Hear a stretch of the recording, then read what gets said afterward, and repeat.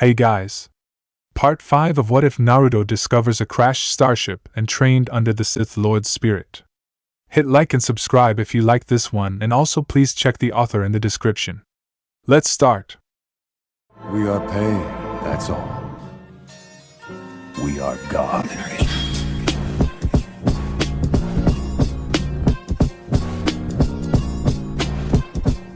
Chapter 12. Stretching and pulling at the collar of his new pair of clothes, an annoyed Naruto thought, why do these uniforms have to be so tight at the collar and so cumbersome? I don't even see why Chunin examiners need to wear these things anyway. Standing in front of the mirror, Naruto looked over his new gray uniform that he had to purchase with his own money for use in the Chunin exams. It was obvious that he would never wear it again, and it seemed rather stupid to have a uniform that was only used for one purpose. Most the uniforms of this type were used by the intelligence and interrogations department of Konoha, but the Chunin helping with the exams were supposed to wear them because Marino Ibiki demanded it of them. Frowning, Naruto walked away from the mirror as he couldn't stand to look at the dull uniform clothing anymore. He'd take his black cloak and something comfortable underneath it any day. Staring at the clock, he resisted the urge to smash it as he still had over an hour before he needed to be at the academy to prepare for the exam. He would be working on the first part of the examen as a spotter for cheating students, and then he would work a shift on the second exam patrolling the fence to the Forest of Death. Neither were duties that he wanted, but he needed something during the second exam, and the best way to get it was to be assigned to patrol the fence for contestants that tried to leave the designated area. He had specifically asked for that assignment as it was better than being on call to be summoned by the open scrolls when Genin passed the second exam. Laying on his bed, he waited for enough time to pass while he reviewed the plans he had created, and that his master had revised, in his head. To get what he wanted during the second exam, it was best to be on patrol and then switch with one of his clones to enter the forest. After he had what he wanted, he needed to make the proper alterations. In a week, he had to take the special Jonin exam, which involved a series of tests to determine his proficiency. He had been sponsored for the test by the Jonin sensei of his first squad. He also needed to find out what exactly was going to be happening during the Chunin exam, as he had been unable to find anything else out from indirect means, and needed a more direct approach to gather the information. Kabuto was the best target for this, but Yoroi would likely be easier. However, the mask-wearing man might not have the detailed information that Kabuto did. During the time between his final trip to Wave Country and the exam, he had worked on learning the jutsu that his master had taken from Hatake Kakashi. It turned out that the copy ninja really knew almost 1,000 jutsu, and it would take quite a while to learn them. Also, Naruto had written them all down in a large scroll before he started forgetting any. Currently, he was looking at a jutsu of the Yondaime Hokage, which was called the Rasengan. He currently didn't have the time to start the technique, but should be able to get to it after the exams. Staring up at the ceiling, he wondered what his master was up to in Snow Country. Looking over the device once again, Plagueyes was no less intrigued than when he had first encountered it a few weeks ago. In fact, the more he found out about it, the more interested he became in it, and knew that his student would want several in order to figure out how they worked and probably make use of them. He had been in a private meeting with Kazuhana Doto, the leader of Snow Country, discussing further negotiations. The man was getting more greedy and wanted more money for his continued assistance, but it didn't matter at the time, and Plagueyes agreed to everything that the man said. As Doto was distracted with extorting money from his business partner, he never noticed the dark purple smoke streams that slowly moved into the room through the air ducts. 2 streams of smoke moved across the floor heading for Doto. A string of smoke formed to connect the 2 smoke plumes, and they began to solidify behind Doto. The string of smoke was thrown at the dictator, and it solidified into the chain that connected the demon brothers' gauntlets. Doto was distracted enough, and the attack was quiet enough, that the man didn't notice anything until the chain was already solidified and wrapped around his body. Plagueyes had believed that he had the advantage, but then Doto smiled and, with something other than strength, broke the chain imprisoning him. The broken chain turned back to smoke and Doto attacked Plagueyes. Sith Lord reacted by using force push. With his diminished state, the attack wasn't enough to knock Doto back but did nearly topple the man over. Before Doto could do anything else, Demon Brothers got over their surprise and grabbed Doto while holding him down for their master. Plagueyes cautiously approached the subdued man and used the force to determine what was going on. From what he could tell, the normal chakra field emanating from the man was being modified and even amplified to form almost a personal shield around him. He hadn't noticed it before because he wasn't looking for anything out of the ordinary, and the device seemed to be very passive until it was used. Touching his hand to Doto's head, Plagueyes drained the man's knowledge and put the man's mind under his control. Once he had everything that he needed, the Demon Brothers knocked the man out and went about removing the dark blue armor that was under the man's loose clothing. Plagueyes examined the device and went over what information he had extracted from Doto's head. It was a very advanced piece of technology that was called Chakra armor. Doto didn't have a very good grasp of how it worked or what went into making it, only that it cost a great deal of money and was apparently going to help the leader of Snow Country take over the world. At least that was what the dictator envisioned for the device if it wasn't so costly to make, or he had the money to make it feasible. Doto's armor was supposedly a prototype and more advanced than the other chakra armor devices he had given to his subordinates. Since then, Plagueyes had been using his mind control on Doto and also went to the actual scientists behind the device's creation. An entire research and development lab existed in Doto's huge mansion. There, many different scientists not only created and developed the chakra armor but all of the other higher-level technology that Snow Country had. While many of the other projects that the scientists were working on were not that impressive technology-wise, the chakra armor was a technological marvel. From what Plagueyes knew, the majority of the known galaxy had completely stopped using personal shielding devices. Trying to find one was extremely difficult, and they drained a power source extremely fast. There were also other factors such as radiation that was produced from them. However, thousands of years earlier, personal shielding was much more common. From what he had read in stolen military records, it appeared that the technology had stagnated during the time of peace and had been lost entirely. The device was therefore very unique, even though it relied on chakra and not another power source. Plagueyes had yet to inform his student about it, as he knew that once he did, Naruto would likely have arrived in the country a day later to get his hands on such a device. They still had plans that needed to be taken care of in Konoha, and he couldn't distract his student with something so tempting as the chakra armor. Danzo was likely still trying to figure out what was going on with the village Jinchuriki, and it wouldn't be wise for Naruto to leave the village for an extended period of time again, especially during the busy time around the Chunin exams. Once their plans were completed, and his student had arrived in Snow Country without complication, then he would inform the boy of the device. After taking control of the country, Plagueyes had begun working on mass production of the sealant needed for the ship's hull. It would need quite a bit of the substance, and the sealant itself required multiple chemical processes and the creation of a small chemical factory. He projected that it would take a few months to complete that task. Production of fuel for the fusion reaction would take more time. Considering that it didn't take more than a week to get from the known galaxy to their current position in the unknown galaxy, the amount of fuel required was small, but they needed isotopes of hydrogen in order to create the reaction that would fuel the ship. Based upon his own knowledge and how easy it was to control all of the scientists that Doto had, Plagueyes believed that it would only take half a year for everything to be completed. Naruto's shadow clones would come in very handy, and once the boy arrived in the country, the new reactor could be created. Gata's money, as well as Doto's technology and workforce, had greatly accelerated his initial estimates on how long it would take to leave the planet. Without any complication, he foresaw that they would be leaving the planet and heading back to the known galaxy before his student turned 13. When the smoke cleared, Naruto stood along with 12 other Chunin and Marino Ibiki in the testing room for the first stage of the Chunin exam. Looking over the faces of the participants, he noted that he'd been with most of the Konoha ninja at one point or another during his years at the academy. He spotted Kabuto and Yoroi, as well as someone he didn't expect to see as their teammate, which was the pale-skinned boy that was spying on him in Wave Country. He believed his name to be Sai.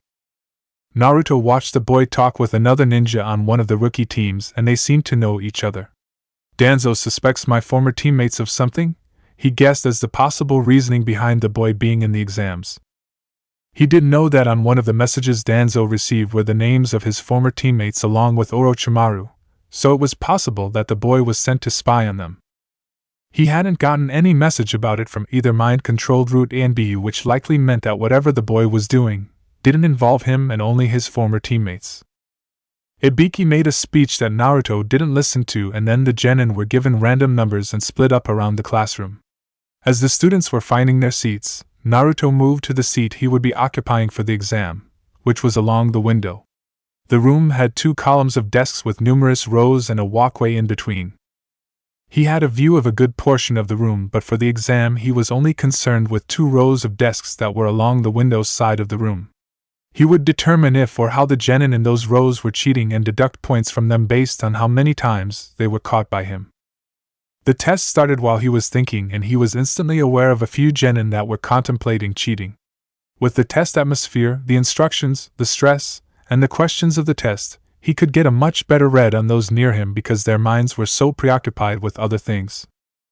From his own experience in the exams, it would take a few minutes for the majority of them to figure out the real purpose of the test, and then most would make their move. The only problem with the system was that he could only dock 2 points when he caught certain people cheating, and that was all the points that he could dock. A few competitors only used one method of cheating, and although they were rather obvious with it, he couldn't take off more points if they used that method to cheat for the entire exams. He already noted that 2 Hyuga had started using their Byakugan to cheat. They would likely use it for the entire exam, and though it was blatantly obvious they were using it, if he was the Chunin observing them, he could only deduct 2 points for the cheating. His attention moved back to his own rows, and he frowned at the bun-haired girls sitting in them. It was the same girl that had repeatedly tried to get information on his sword and had broken into his apartment. Since that time, no other attempts had been made on his apartment, and he believed this was due to him always carrying the sword on his person from that point on. He noted that she had managed to place a complicated mirror system in a depression on the ceiling, and using wires, she was moving the mirrors to get the answers from the reflections of other people's papers. He deducted 2 points, but he couldn't deduct any more unless she did something else. Focusing on the other people in his designated area, he started taking off points for the other cheaters. As time passed during the exam, he managed to kick out quite a few people from his rows. The 2 rows originally held 18 people, and he had managed to take that down to 7.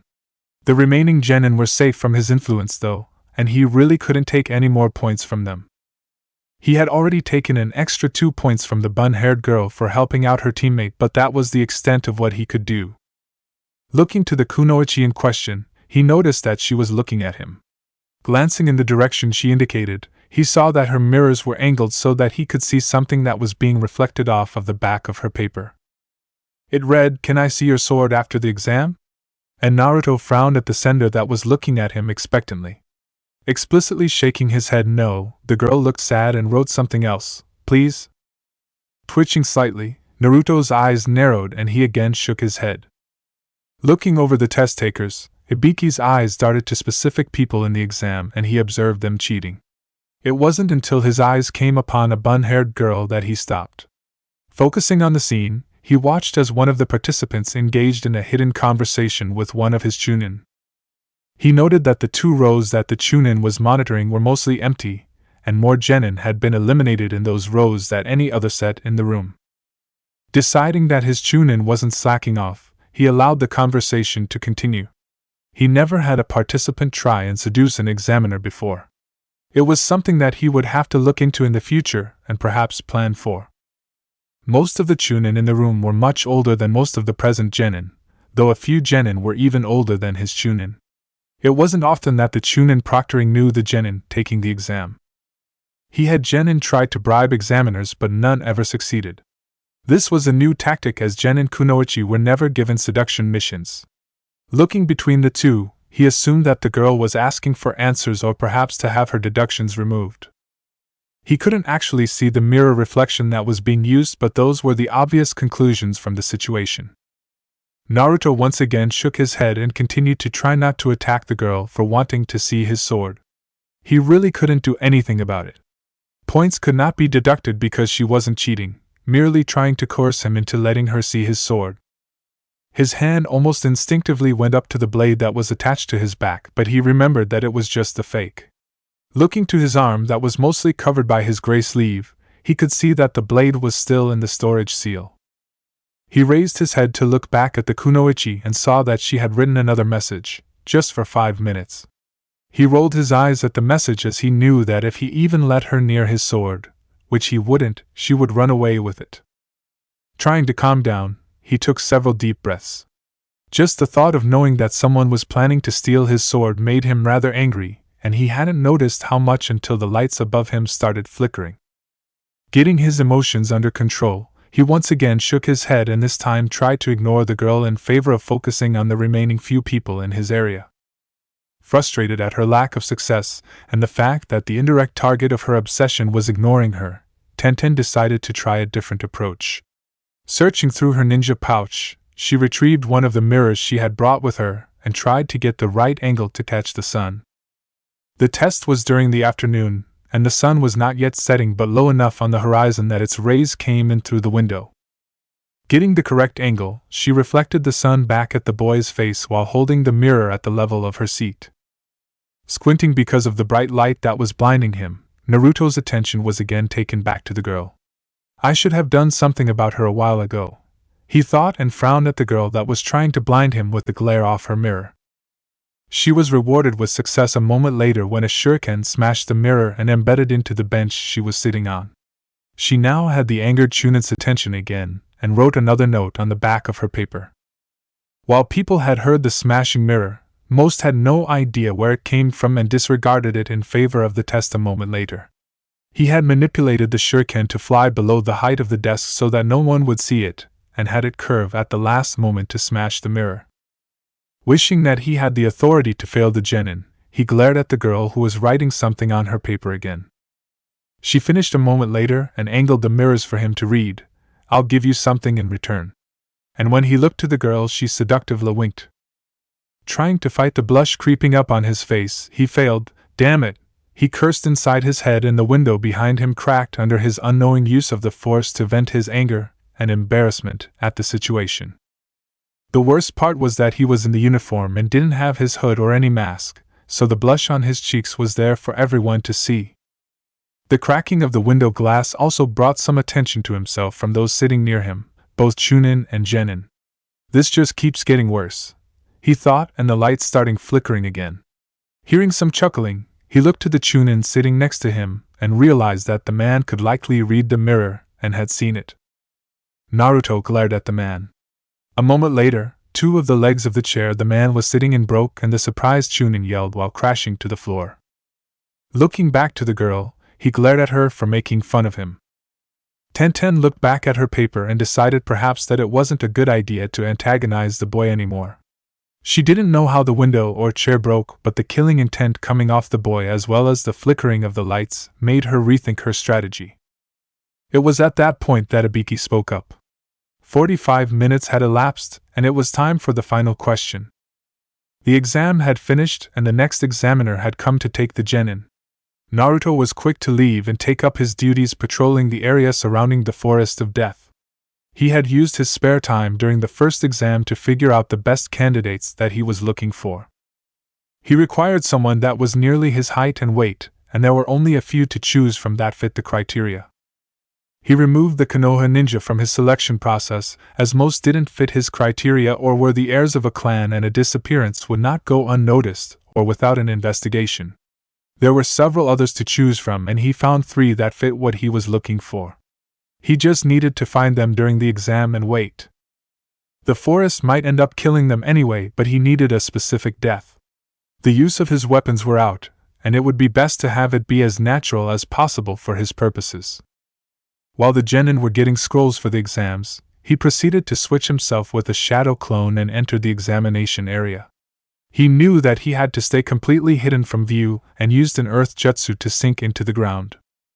From what intelligence that he had, a Hyuga could not look through the ground or other objects unless they were specifically focusing on them. It seemed few Hyuga ever looked beneath them, as he had tried it out several times on the Hyuga boy that had followed him on several occasions. He had once even moved himself directly beneath the Hyuga while the Byakugan was active, and the boy never saw him.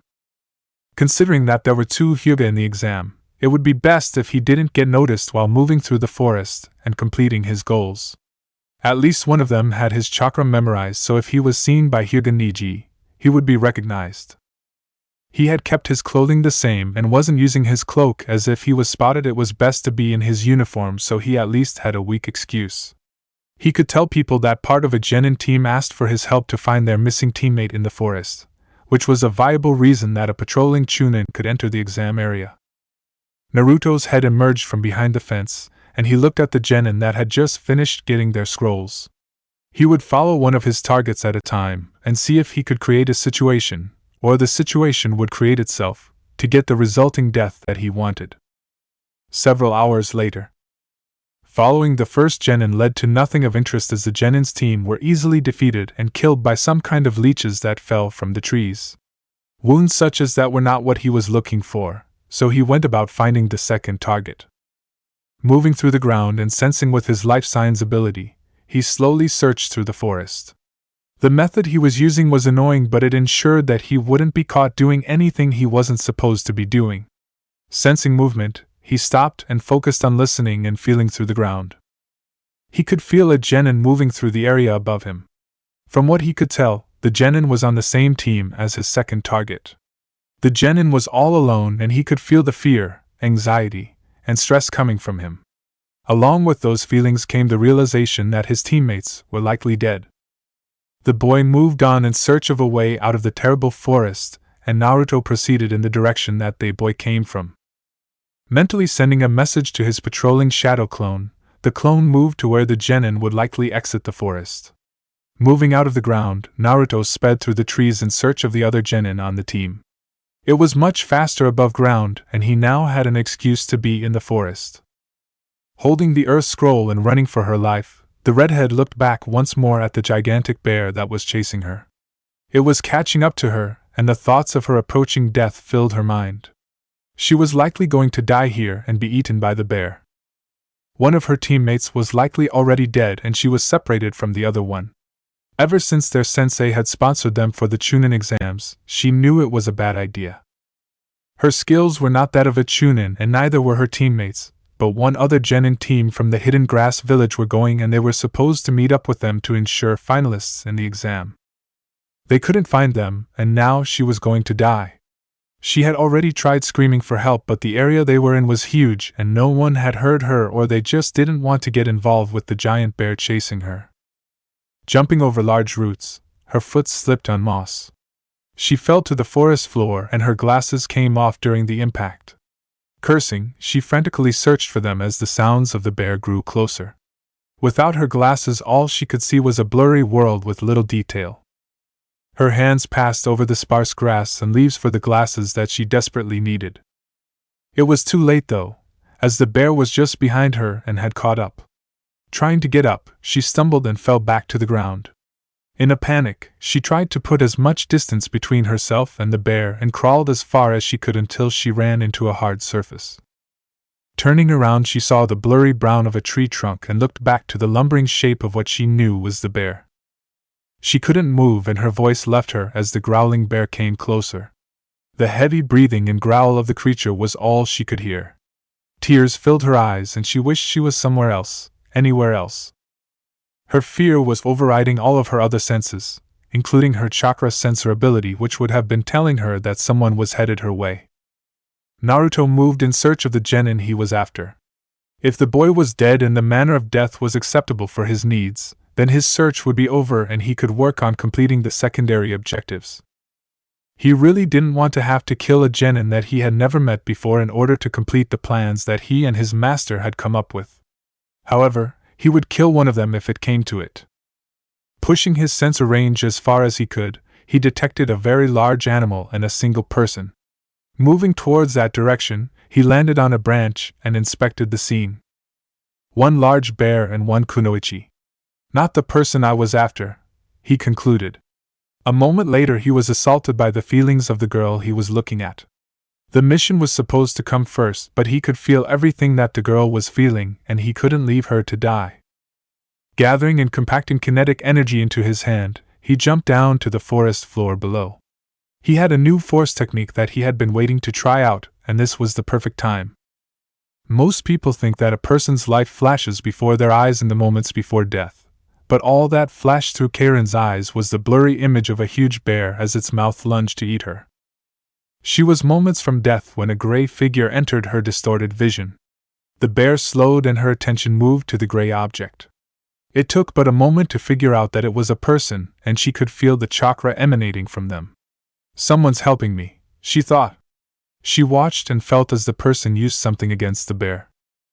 Landing on the ground, Naruto looked at the bear with a smirk as it noticed him.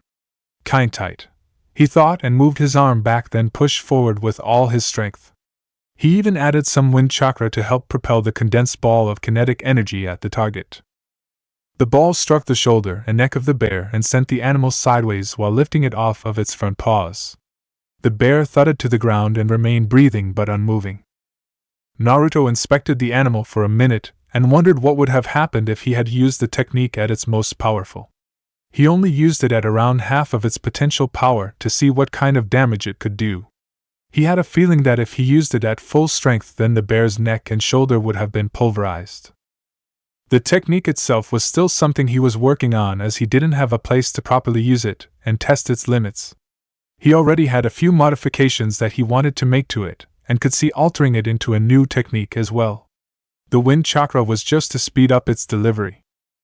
Normally the ball was just thrown, and with initial testing, he knew that most ninja could dodge the slow speed of the throw. Therefore, he had worked on trying to push the ball with his strength and wind chakra to propel it forward faster than throwing it could accomplish.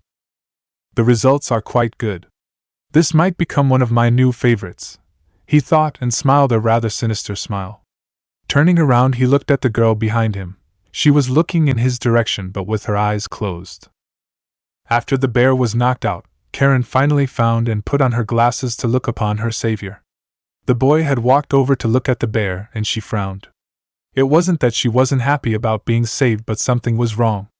She had been focusing on her sensor ability when the boy attacked the bear, and everything seemed off. Whatever technique he used wasn't chakra, it was something else. She didn't actually see the technique, as she had only just found her glasses, but it was very strange to her. The boy himself was strange as well. In addition to his incredibly large chakra reserves, he had something else that seemed to be flowing into him and out of him. What exactly it was, she had no idea, but when he had formed the attack, some of the other stuff entering his body was used to help form it. She stared at the boy to see if she could figure anything else out, but she couldn't find anything. Closing her eyes, she focused on sensing as best as she could. In addition to the boy's chakra, he also had something else flowing into and out of his body. It was not something she had ever felt before, and it felt slightly dark.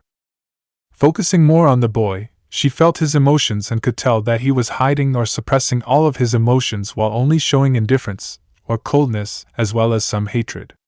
Opening her eyes, she noted that the boy was staring at her curiously, and she could feel something happening. She looked into his cold blue eyes, and not thinking before she spoke, she blurted out the question she had been holding in. What kind of technique was that? You didn't even use chakra, you used something else. Naruto stared at the girl with as impassive a face as he could, but on the inside he was rather shocked at what she had said. His mind went through many possibilities. However, he searched his feeling and found the explanation he was after. She can feel me using the force. He thought, amazed, but he wasn't sure what to do about it. Should he kill her and not let her tell anyone else? Should he destroy her memory? Those options were not something he really wanted to do.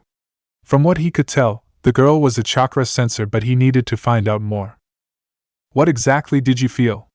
He questioned seriously, and he could feel the girl getting more afraid. Shit, why did I say anything? Karen thought as her eyes glanced around for a way out of the situation. She could feel the surprise and the anger in the person standing before her.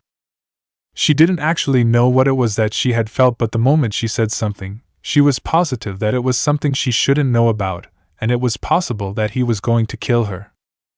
As if reading her mind, the boy stated, "The more you tell me about what you felt, the more likely you are of getting out of this situation unharmed." Karen was frozen on the spot and knew that he was telling the truth, and that what she did next could decide whether she lived or died. The statement was not a lie, so she confessed everything. When you attacked, I could feel you gathering something inside your body and moving it to your hand, but it wasn't chakra. You didn't use chakra, but something very different. Even now I can feel it moving through you, but I don't know what it is or where it comes from. The explanation she gave was an odd one, and it made Naruto stop and think. On the one hand, the girl seemed to be able to feel the force, yet she didn't confess to feeling it all around her, and apparently only when it moved through his body. While the force had moved into his hand through his body, it had also moved from the surrounding area. The girl seemed to only be able to feel the force that was moving through his body. Without any midichlorians, she shouldn't be able to feel the force, and yet she can, but only in my body and not in the surroundings. Is it possible that the force that enters my body somehow changes or causes her to be able to feel it? He wondered, and the question was difficult to answer. To his knowledge, no one had been able to feel him using the force. Even the accomplished chakra sensor working for Danzo was only able to sense that something was different about him. The Yamanaka couldn't tell what it was, though. However, the girl in front of him was very different. She appeared to have a unique sensing ability. That alone made her valuable, as he himself had no ability to sense chakra and limited ability to suppress it. It was possible that her chakra sensing range was larger than his life sense range. Furthermore, chakra sensors usually had good chakra control and didn't develop a sensing ability until an older age. To complete the plan to get me out of this village, I could use someone with good chakra control, and she could learn to use medical ninjutsu much better than I could likely use it. If her chakra sensing ability turns out to have a larger range than my ability, then she would also be useful. Master Playguys might also be interested in her ability to sense the force moving through me, he concluded, and made a decision. You'll be coming with me, he said, and waited a brief moment before continuing. We need to find your other teammate and complete another task before leaving the training ground. As long as you don't say anything or speak to anyone about anything that has happened, besides me stopping the bear from getting you, nothing will happen to you, stated Naruto in a serious voice, and Karen could only nod. She could tell that he hadn't lied to her, and with the other dangers in the forest, it was best to stick with him. Survival was her priority right now, and she went with the mysterious Konoha ninja that had saved her. Traveling through the forest on the path that the bear took was rather easy. It left prints, scratches, and broken branches in its wake that made it simple for anyone to follow. From what Karen told him, her teammate was injured when they were first attacked by the bear. She had only a basic idea of where the body might be, but she was positive that he was dead, as his chakra had faded until she couldn't feel it anymore. Eventually they came upon the spot, and Karen held back while Naruto inspected the corpse. Looking over the body, he deduced from Amachi's knowledge and Karen's details what must have happened. The bear swung and hit him, sending him into the tree. He hit at least one branch on the way down before landing awkwardly on the ground. The body has multiple broken bones, fractured skull, and other related injuries from the hit and the fall. No signs of damage from the claws. I can definitely use this, he thought, and pulled out a scroll to seal the body into. That was the best that he could hope for. Ideally, he wanted a body that had been hit by a jutsu or killed by ninja tools, but one that suffered a fall from a great height was usable. He just needed to preserve the body until he could work on it later. Once the body was sealed, they continued on, as there was still one thing left to do. The next target he had to go after before heading to the tower was either Kabuto or Yoroi. He needed information about the attack on the village, and one of those two would likely have what he wanted. He knew from past experiences that both liked to split up while moving in the Forest of Death, and with a new teammate, it was more likely that he would find Kabuto alone than Yoroi alone. Karen followed the boy through the trees, and it seemed that the forest wasn't nearly as scary or dangerous as it had been with her team. She was on the lookout for chakra signatures, as they determined that her ability had a longer range than the ability that Naruto had. She still wasn't sure what ability in sensing the boy possessed or what other abilities he was granted by his secondary energy, but she wasn't going to ask. Upon further examination with her sensing ability, she also felt a very malicious chakra inside of him, but it was dormant and contained in some way. It scared her, but there was nothing she could do at the moment. She was positive that she wouldn't survive on her own and wasn't sure where in the Forest of Death they were. She was brought out of her thoughts by a commotion up ahead. Stopping on the branch she was on, Naruto looked at her, and she explained, "There is a battle up ahead." Naruto looked at her for a second and then looked ahead of them. She knew that he likely couldn't feel it and looked back at her for more details. One of them is very powerful while the other is not. Neither feels like a genin. She elaborated for him. Taking a deep breath, Naruto sighed as either ninja was likely to be the two he was after. While Kabuto did have more chakra than a genin, who would the glasses-wearing ninja be fighting that had that much chakra? He wasn't sure but decided to check it out anyway. Stabbing the kunai through her hand and into the hand of her former sensei, Anko forced the fingers of his other hand into a specific seal and prepared to use the kinjutsu that would end both of their lives. Stopping when she heard his voice come from behind her, she turned to see her unharmed sensei and looked back to see the one she had pinned to the trunk of the tree turned to mud. Frustrated, she pulled the kunai from her hand and threw it at the man that had ruined her life and abandoned her.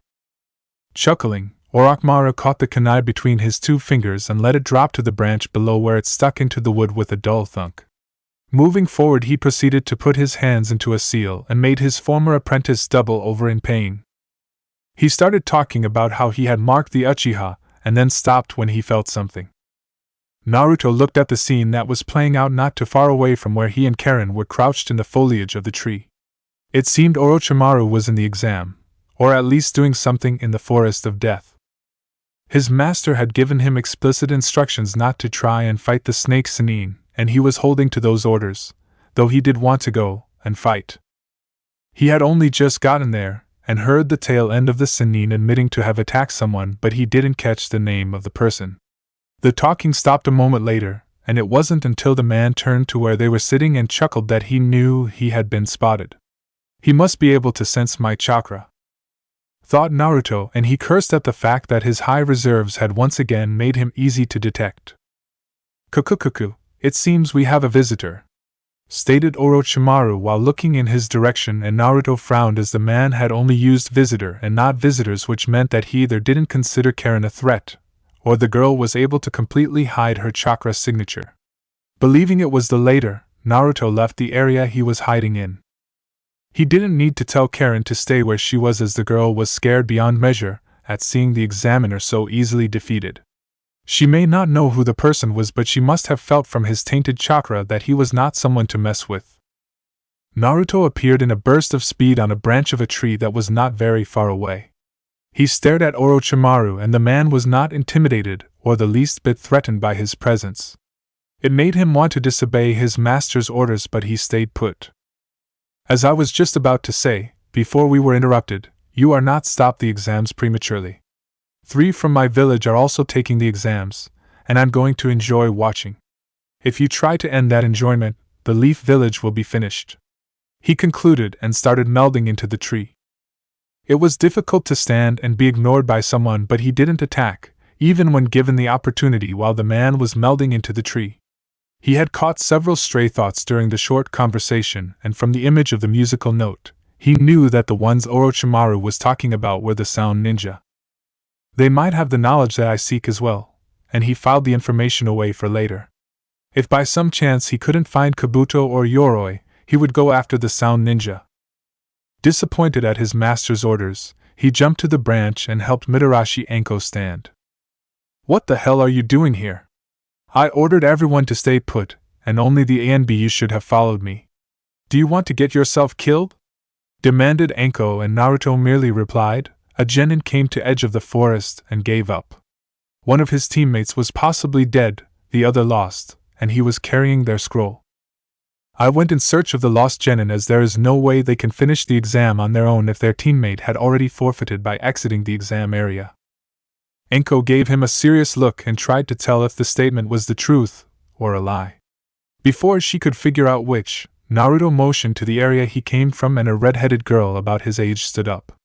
She was rather disheveled and afraid, so it gave credence to his story. It was a rule that if member of a team did forfeit, then the Chunin patrol could help their team. It was unorthodox to actually enter the forest and find genin, but it wasn't against the rules. "Fine, just take me to the tower," she demanded, and Naruto frowned as she leaned on him for support, and they headed for the tower.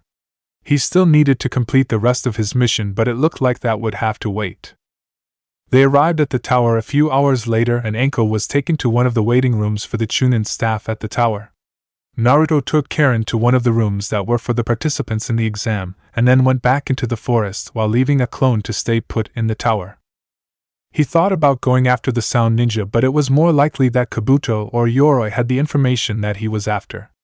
Supposedly he was going after the other wayward genin, who no one besides himself and Karen knew was already dead.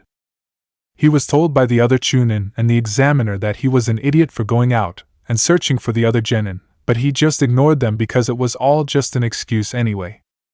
He hadn't questioned the Fuinjutsu that was causing Anko pain, but he knew that it was likely the curse seal that he knew Orochimaru to use. He had obtained bits and pieces of information from Amachi and the genin who he had replaced as part of Kabuto's team, but this was the first time actually seeing it.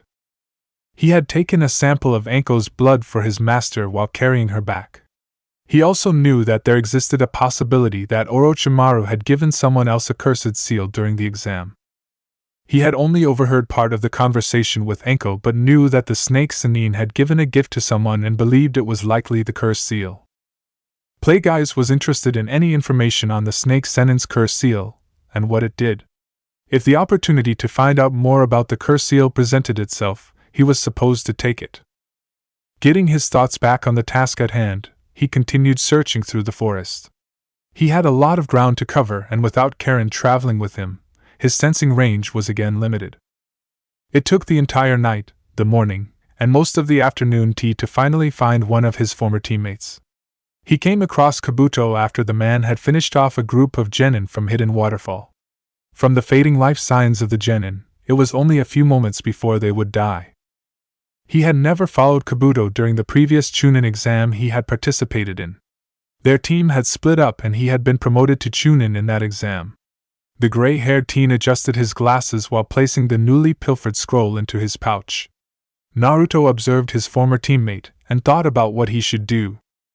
He could attack right at that moment, after Kabuto had fought the genin, but he doubted that the teen was tired from what was likely a short battle. He could also wait until nightfall and attack when his teammate was the most unguarded. That seemed like the best plan, as even with what he knew about Kabuto, he still wasn't completely sure about his teammate's exact skill level, and he also didn't know how good at sensing others Kabuto was. It was possible that he had already been spotted by his former teammate, despite having suppressed his chakra to the best of his abilities. Deciding to wait, he held back as Kabuto moved off in a direction and then followed him. He had no idea where Kabuto was heading, but he would follow at a safe distance. Hours later, Kabuto had settled down for a brief rest in the roots of a tree. Several traps had been placed at the entrance, but Naruto moved past them using an earth jutsu. He wasn't sure how aware Kabuto was, so he cautiously approached and prepared himself for anything. It would normally be best to send a clone first, but they were not able to use the force, so it would likely get destroyed or tip off the target before it could accomplish anything. He wasn't after killing Kabuto, but he would take the man's knowledge and find out what was happening during the Chunin exams. In order to properly plan his escape from the village, he needed the details of what was happening during the Chunin exams. Kabuto, as an important spy to Orochimaru, would likely know all of the plans. As he neared the resting Kabuto, the force was telling him that something was wrong. He stopped his movement through the soil and emerged just enough to look at the sleeping genin. Kabuto was still a good distance away, as he was just outside the cave-like area that Kabuto was in. Nothing appeared amiss, but the force told him different. Emerging completely from the ground, he entered the roots and outstretched his hand enough to use force grip on the sleeping Kabuto. The technique worked, and he was about to close the distance when he felt something happening. The life signs he was sensing for Kabuto were moving towards him, but they were coming from below him. Moving back, he wasn't fast enough to escape the hand that shot out of the ground and grabbed one of his ankles. He recognized the technique as chakra scalpels and felt the pain or several tendons in his ankle being severed. Cursing, Naruto formed a kaintite in his hand and threw it at the ground near the disembodied hands. The attack smashed into the ground and the soil underneath the tree roots exploded. Naruto was released and he managed to hop and then jump to a safe distance. It would be a while before his leg was healed. If he had thrown the attack where the head of Kabuto was, then he likely would have killed the spy, but that wasn't what he was after. He had thrown it just a short distance away. The body was just a fake and the real Kabuto was waiting underground, he thought, and cursed at the late realization. He wasn't sure if the concussive force of the blast he released had knocked Kabuto out or not. He could still feel the gray-haired Genin's life signs, but he couldn't tell if the teen was conscious or not. The trap had definitely worked to some degree, as his left leg was useless and his mobility had been greatly decreased. Hobbling towards the tree roots, he looked at the area once the dirt and dust had settled. The area was now a crater, but he couldn't see Kabuto. His opponent made no movements, and the life signs didn't fluctuate. Frowning, he went through a few hand seals and said Doton, Retsudo Tensho, Earth Release, tearing earth turning palm, and the ground beneath him started to upheave and churn. Forced to flee his position, Kabuto jumped out from the ground to avoid being crushed. He landed a good distance away and turned to see his opponent for the first time. He wasn't sure if he had been followed or not, so he had set a trap just in case. The tables had been turned on him, though. A line of blood was coming from his mouth and forehead, while his glowing green hand was placed on his ribs. Whatever attack had been used against him was powerful, and if it had been used close enough to him, he was sure it could have either fractured his skull or broken his neck. His opponent was wrapped in a dark hooded cloak with 2 long sleeves and appeared to be rather young. The cloak was open in the front, but he could only make out a common ninja vest that could be purchased anywhere. Most of the large and small villages had unique vests, but this was very generic. The face couldn't be seen because of the darkness of their surroundings and the shadow from the hood. They stared at each other for a brief period. Naruto was trying to give time for his leg to heal, but Kabuto's ribs were not that serious, and the teen charged forward with his hands glowing. Naruto knew of the technique but was not able to move as he would have liked with the leg injury. Naruto ducked under the strike and lashed out with a punch. Kabuto dodged and was about to strike a vital area with his chakra scalpels when he was hit full force in the face. Knocked back, Kabuto recovered and looked at his opponent. I dodged the punch, yet I was still hit. He thought, unsure of what was going on. Before Kabuto could do anything, his opponent raised his hand and he was yanked forward. Naruto charged up a weaker kainite and threw it into Kabuto's abdomen before he could be attacked with the chakra scalpels. His opponent was thrown back and smacked into one of the large roots in the area. Coughing up blood, Kabuto tried to stand, but he was lifted off his feet by an unknown source. Being choked in the air, he reached for his shuriken and threw several at the cloaked figure. He was promptly dropped to the ground, where he tried to catch his breath, and he heard his shuriken being deflected. Moving to get away from the fight, he was about to use the hand seals for the body flicker technique when he was stopped in his tracks again by another, the unseen force. Unable to move or turn around, he was helpless as he heard the figure slowly limp forward. A hand was placed on his head and everything went blank. Searching for any useful information, Naruto went through his former teammate's mind. He determined that Kabuto was originally a spy for someone else and found out about a group called Akatsuki, but not very much about the group itself, or what its goals were. He learned about Kabuto working for Orochimaru and all of the testing and experiments that they performed. Those memories were of interest to Naruto, and he knew they would also be of interest to his master. He looked through everything concerning Orochimaru, and then got to the most recent memories. Strategies and plans for attacking Konoha surfaced, as well as an agreement with Suna and the presence of another Jinchuriki. Taking his hand off Kabuto's head, Naruto absorbed all of the information he had taken and then looked for ways to use it to his advantage. It seemed Kabuto had a great deal more knowledge and experience in science and medicine than Naruto originally thought. The existence of a group called Akatsuki was disturbing, but Kabuto knew little about the group itself or their motives, so he wasn't very concerned about it, and filed it away for later. He would have to tell Playguys about it later, but now he needed to do something about the body. Kabuto was still alive, and he didn't want to leave any loose ends, so it would be best to kill the spy in front of him. He didn't necessarily want to kill Kabuto, though. His teammate of several years was the closest person he had to a friend, and he really didn't care about the teen being a spy or working for Orochimaru. The village didn't mean anything to him either, and its possible destruction didn't really concern him. By that time, he would already have all of the information from the village that he could get and be leaving it. It obviously wouldn't be hard to kill Kabuto, but something was leading him away from that choice. He had never received any kind of vision, or even very solid guidance from the Force. His connection with the Force wasn't very strong because of his lower midichlorian count as well as the interaction with his chakra, so he couldn't hear the Force as well as others could. However, he did receive occasional guidance on when he should or should not do something, but right now he wasn't sure what the Force was telling him. Instead of killing Kabuto, he pulled out his few ninjutsu supplies and went to work. Years ago he may not have been able to do something about a person's memory, besides completely erasing it, but with the information in the scroll of seals, he now had more options available to him. Several hours later, Kabuto awoke to find himself alone in the forest. Getting up, he felt incredible pain and wondered what had happened to him. His memory was not helpful, and anything that happened since the beginning of the second exam was just blank to him.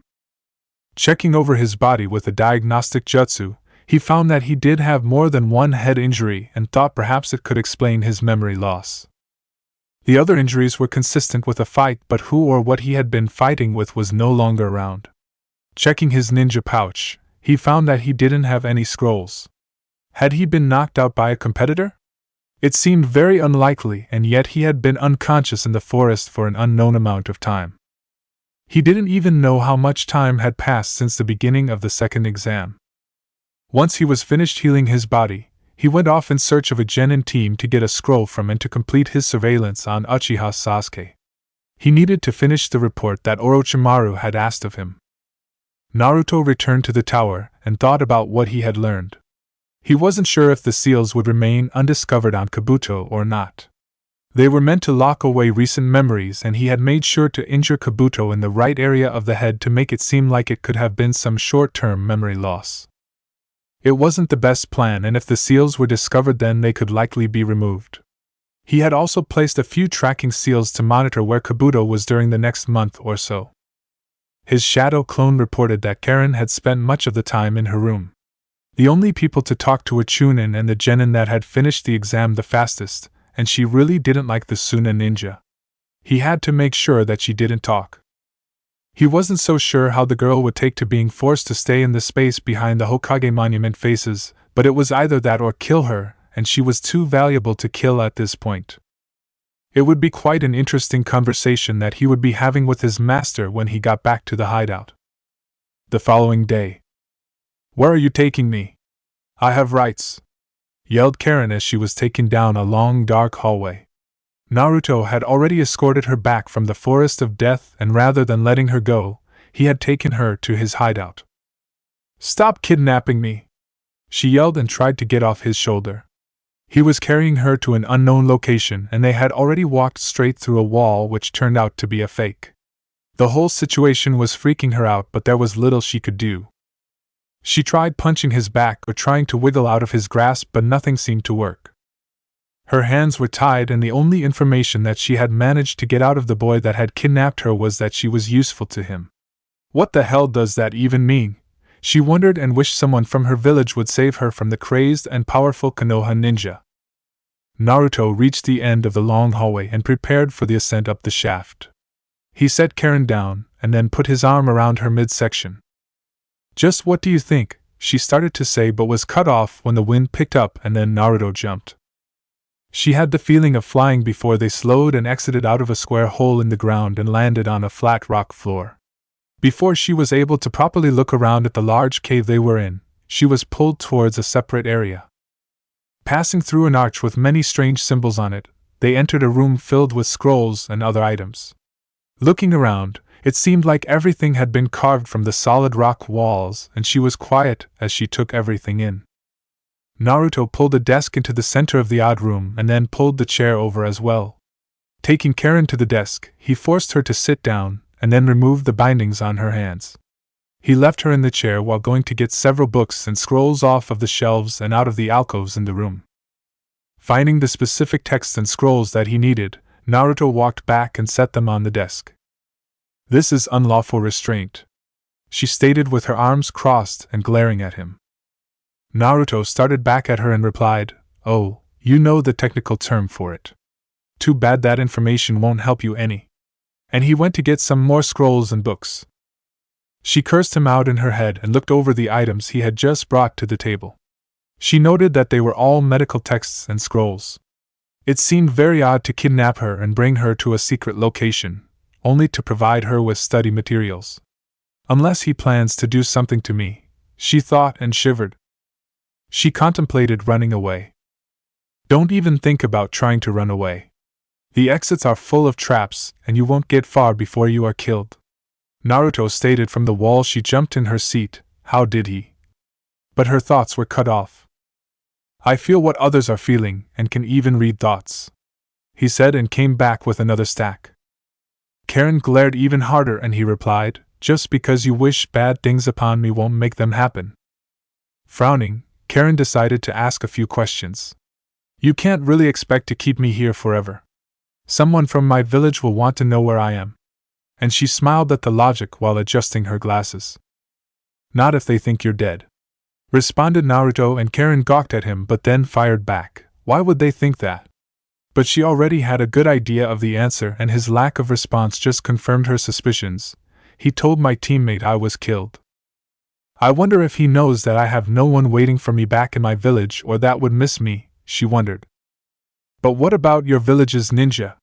They know I'm alive, she remembered.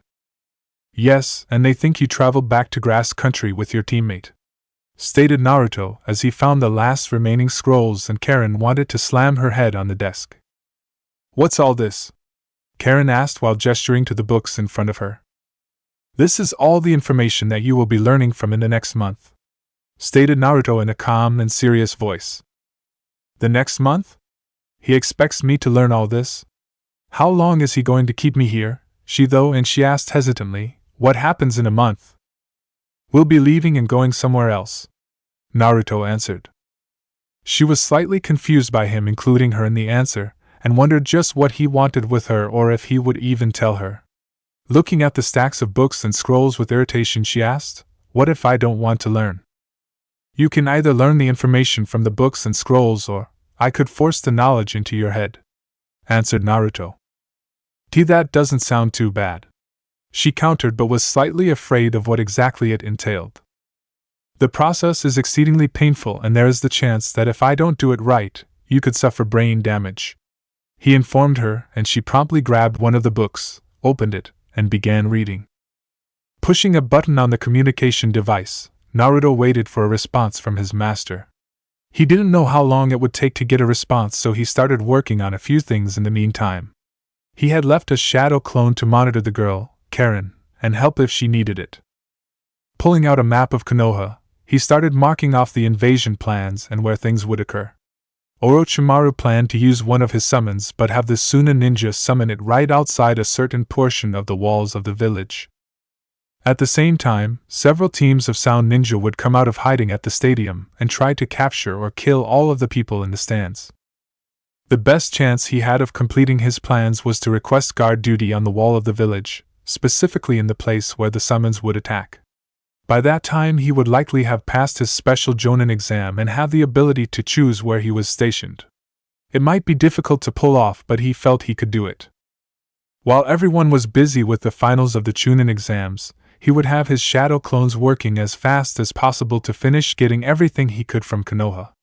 After that he would leave the village to finish setting up the seals on the ship and then head for Snow Country. At least that was what the current plan was. It was likely that within a month's time it would change slightly, and depending on any other problems encountered as well as what his master wanted. The sound of a beeping brought him out of his planning, and he moved to the communications device. Turning on the monitor, the body play guise was still possessing filled the screen. Speaking in Galactic Basic, he began the report. I have completed the mission, my master. Good. What have you learned? Asked Plagueyes in the slightly altered voice of Gatu. I was able to sift through Kabuto's thoughts and discovered what will be happening. Both Hidden Sound and Hidden Sand will be attacking Konoha during the finals of the Chunin exam. Orochimaru is the leader of Hidden Sound and has quite a few low-level ninja following him.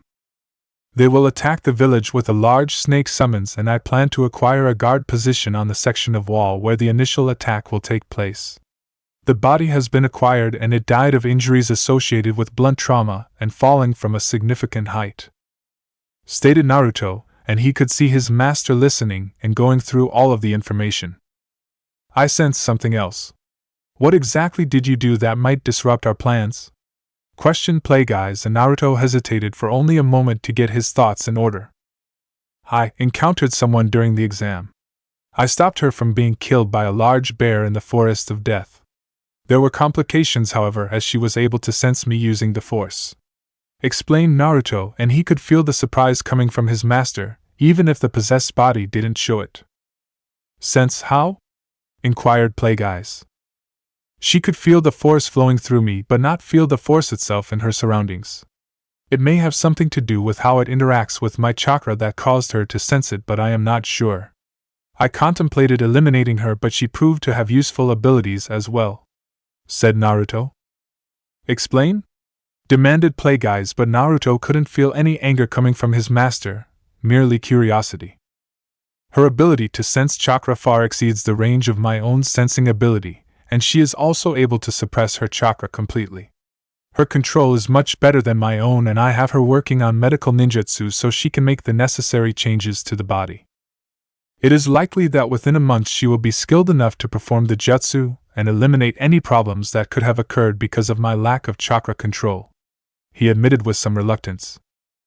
Plagueyes thought over the situation and considered everything that he had been told.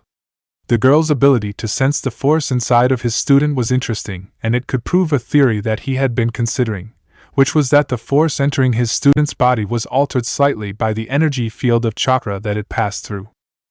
He didn't believe that the alteration was significant, and was still unsure about the hypothesis. The other abilities the girl possessed could prove very useful, and as long as there were no problems, then she could be a valuable asset to their efforts. "You made a rash decision that was more influenced by your emotions than your logic. You should not have helped her unless the Force guided you to intervene. However, I can see the benefit of your actions. Make sure there are no problems and that she doesn't speak to anyone or find out too much until we can guarantee her assistance." "What else?" asked Plagueyes. "I encountered Orochimaru in the forest, but I did not engage. I found out more about the curse seal from Kabuto and acquired 2 samples of a person with an earlier version of it. Kabuto also proved to be more than I originally thought and has been heavily involved in Orochimaru's experiments and research. He is a much more skilled medic and scientist than Amachi and has worked on a variety of projects that you might find interesting. I will have to share the information with you when I come to where you are. The snake Sannin seems to have come up with a technique that has some similarities with the transfer essence technique that you have told me about. I also discovered that the curse seal has an original carrier that it is based on. It is some type of bloodline, and the exact means by which the curse seal works has been taken from this person. He is kept in a secure prison facility near Orochimaru's base in Sound Country, which used to be Rice Country," finished Naruto, and Plagueyes was silent for a long time before speaking. "What of Kabuto?" inquired Plagueyes, and he noted that his student hesitated with the answer. "I wasn't sure what to do. The Force wasn't providing me any guidance, and you never gave me any instructions to kill Kabuto, so I let him live. I did use the memory seal on him and placed several tracking seals on his person," replied Naruto. "I will have to meditate on all of this new information. The plans that you are finalizing could change before the month is finished. I will be in contact with you once I have thought all this over," finished Plagueyes, and Naruto bowed slightly as his master nodded, and the transmission ended. Naruto turned off the monitor and went back to work. There was still much to be done before he would be able to travel to Snow Country. Looking up and sensing the life signs of the only other person that had ever been in his hideout, he wasn't sure how this was going to work out. Chapter 13. Standing in the alley right beside a store, Naruto tried to calm his nerves. A week had passed since the second part of the Chunin exam had ended, and it had been a very long week for him. He managed to get his promotion to Special Jonin, which didn't actually involve that much as he only had to show mastery over one element, and that he had skills above Chunin level.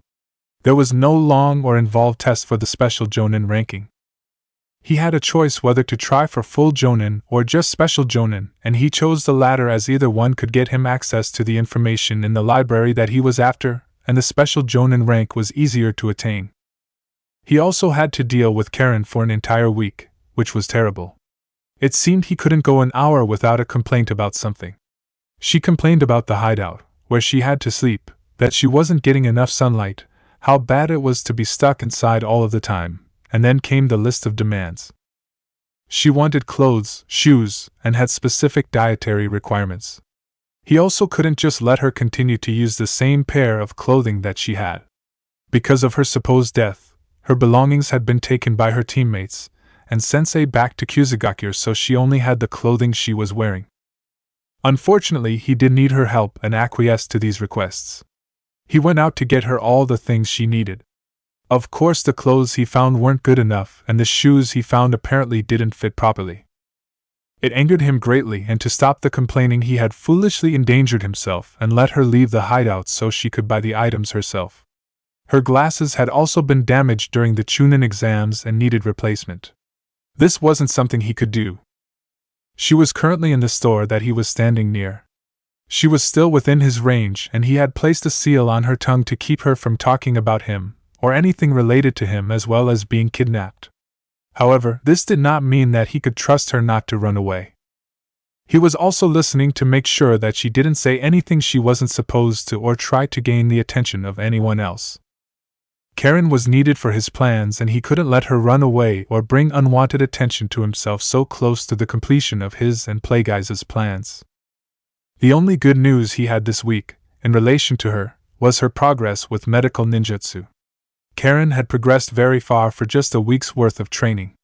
It made sense as her chakra control was much better than his, and she already had a good knowledge of the human body.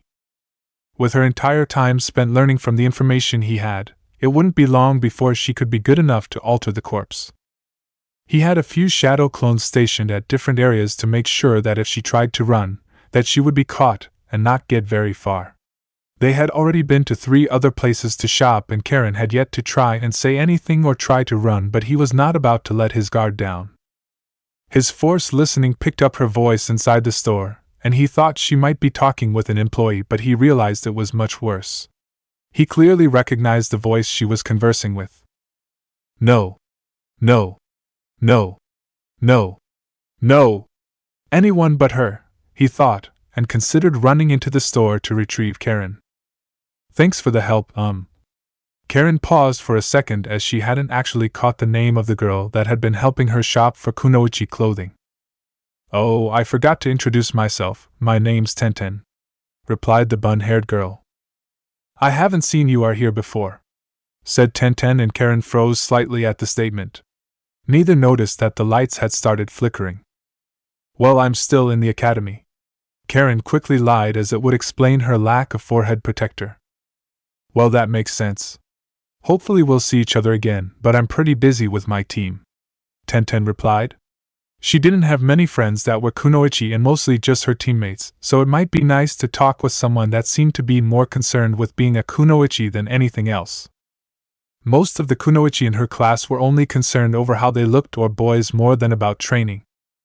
I'd like that, said Karen, and some of the displays by the window started rattling or vibrating as if they were being shaken by a minor earthquake, but everything else seemed fine and no one really noticed. Maybe we could meet up again later in the week? Inquired Karen to her new friend. The glass on the window formed cracks. Sure, how about lunch tomorrow at the restaurant across the street? Asked Tenten, and the window shattered. They both looked over at the now broken window but looked back a moment later. That seems to be happening a lot recently, Tenten thought. Tomorrow sounds great, I'll meet you there at noon, said Karen, and some of the clothing near the display window caught on fire. Still standing outside, Naruto had developed a twitch as he tried to rein in his emotions. He couldn't believe that out of all the people Karen could have met while shopping at the few stores they went to, that somehow she would run in Tenten. No matter what I do, as long as I'm in the village, she just keeps getting closer to me and my sword, he thought. He was distracted enough while contemplating Tenten's death that he didn't notice Karen approach him until she's standing next to him and staring at him. "Oh, I'm back, we can head back now," said Karen in a dull voice as she knew that he would chase her down if she tried to run. He was special Jonin now, and she was still just a genin. He also had those extra powers and she stood no chance against him. "Fine. Where's the leftover money?" asked Naruto as he had given her a good amount, and more than enough to buy what she needed. I kinda, spent it all," said Karen while not looking at him. They were walking away from most public areas, but she felt she was safe in terms of any reprisal. Naruto took a deep breath and continued walking.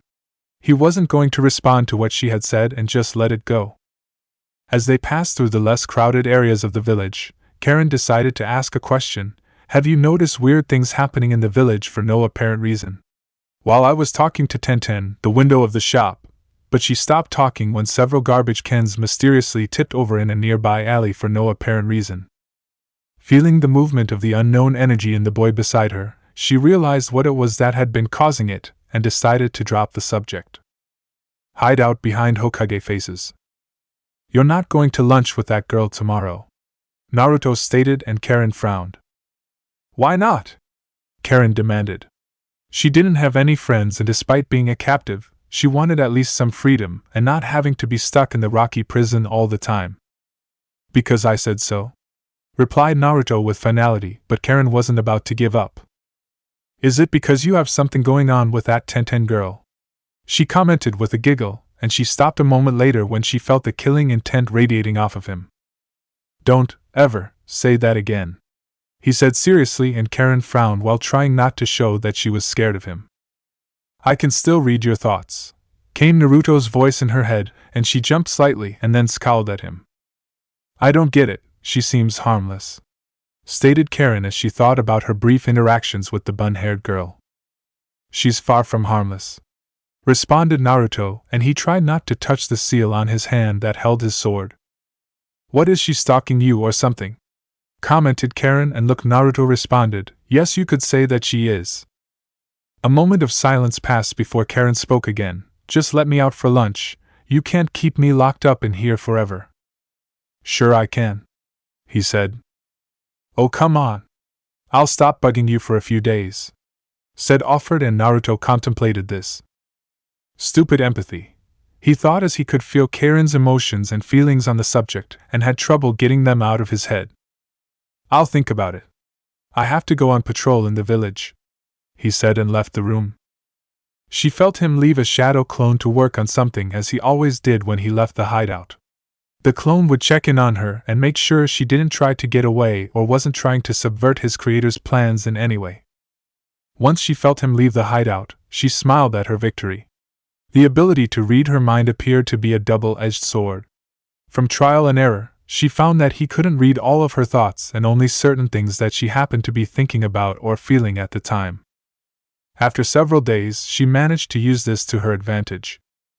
While having a very serious demeanor and being in control of his emotions, Naruto still had those emotions, and with the right state of mind, she found that she could influence him because of it. It wasn't that much of an influence, but if she managed to make it seem like it was something that she really needed, then she could get it out of him. It was the main reason why she had been able to go on her shopping trip. Picking up all of her bags, she took them to her room. She didn't have much in the way of items, really just a bed, but it was better than nothing. Her current situation wasn't that great, but she'd rather make the most of it. No one in her hidden village had ever thought she was very useful, and although she had no idea what he had planned, she was definitely getting something out of it. All the texts and information that she had access to was more than she had ever seen in her life. It only kept getting bigger with each trip that Naruto made to the library. With his incredibly high chakra reserves, he had no talent being a chakra sensor or using techniques that required extremely fine chakra control. This meant that she likely wouldn't be replaced anytime soon. It wasn't that much to hold onto or keep herself going, but it was something. She only had an extremely small apartment in Kusagakyur, had no family, lived on what little money she received for the missions that her team did, and had no access to anything near the amount of information that Naruto had stockpiled. Her mind had gone through many different what-ifs in the past week, but she still couldn't determine if her life in Kusa was better or worse than her current situation. Next week I'll try to get some furniture to put my clothes in, she thought, and went back to the room with the desk and medical texts in it. Naruto had already created a water basin and put fish in it that she could use for her medical ninjutsu. It was best to keep her progress going. The more useful she was, the less likely he would be to think about getting rid of her or trying to find a replacement. Moving over the tops of the buildings, Naruto went to his duty station in the village. He had a shadow clone go to the library to continue copying down all of the information that it could. So far, no one had said anything about his constant trips to the library or his copying down all the information.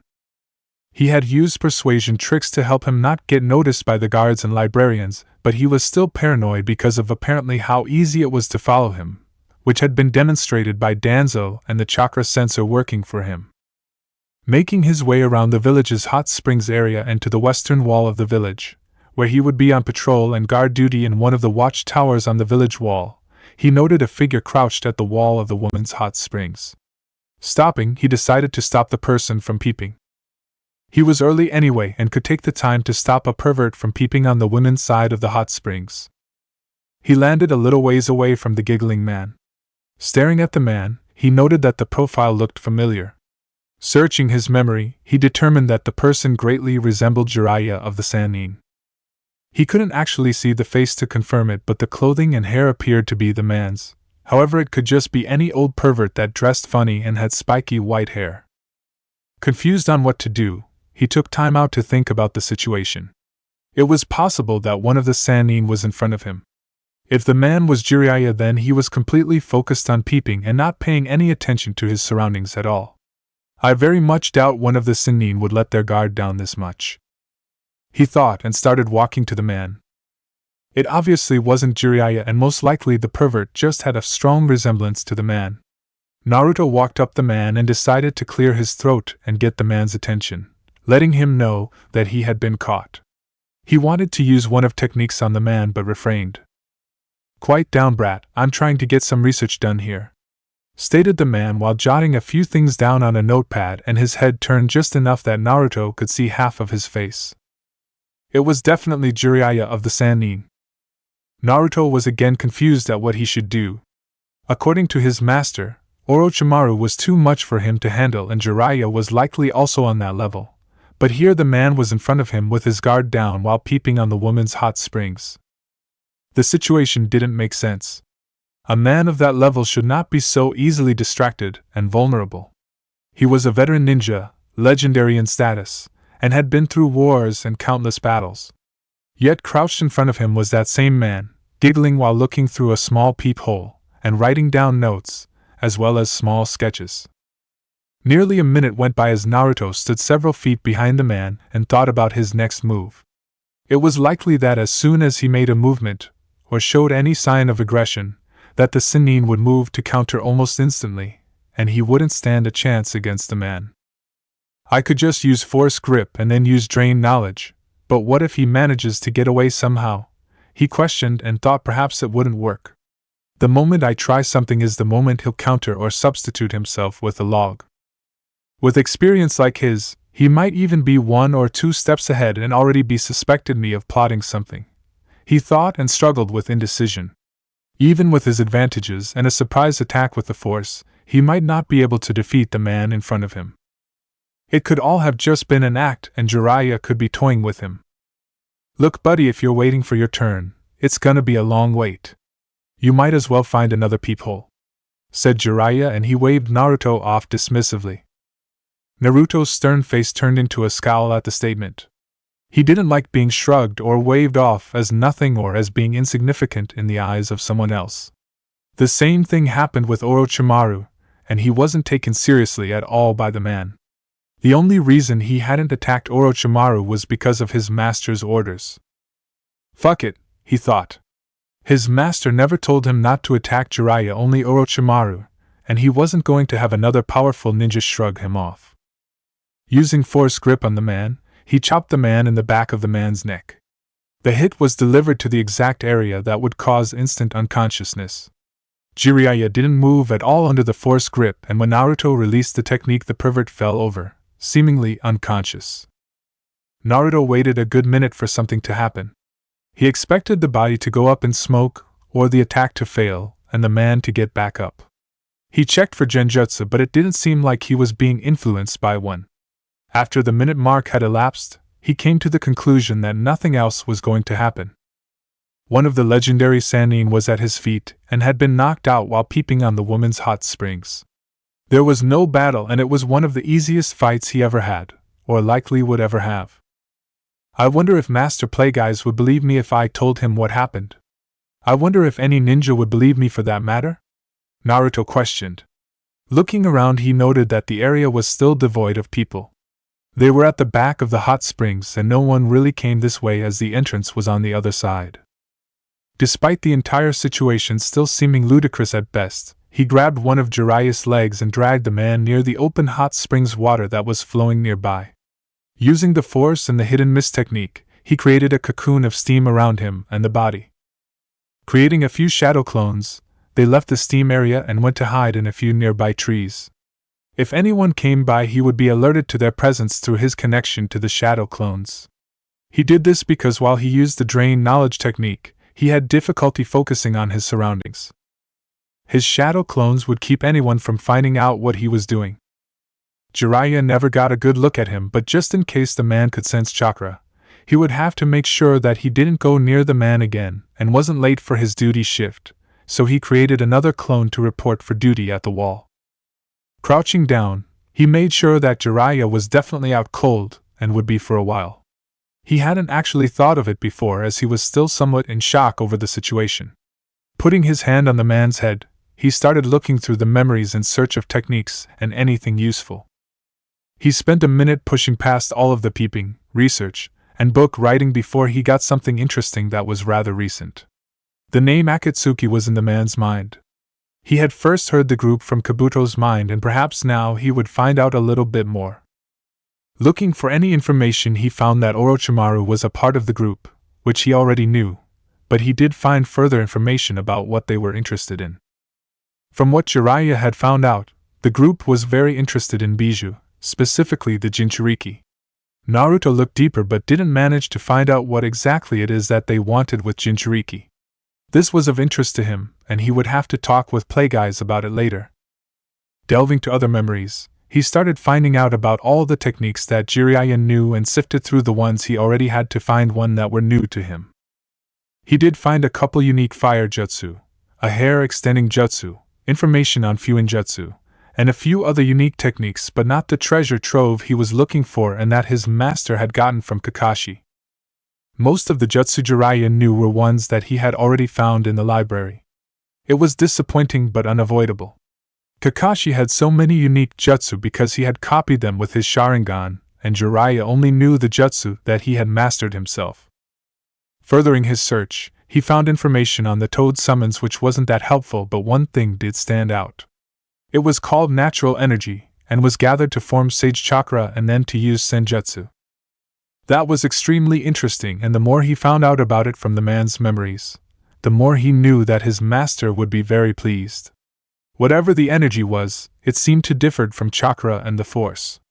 He was now very interested in it, and its usage, as it might be something he could eventually learn. Putting that information aside after he got all he could, he continued.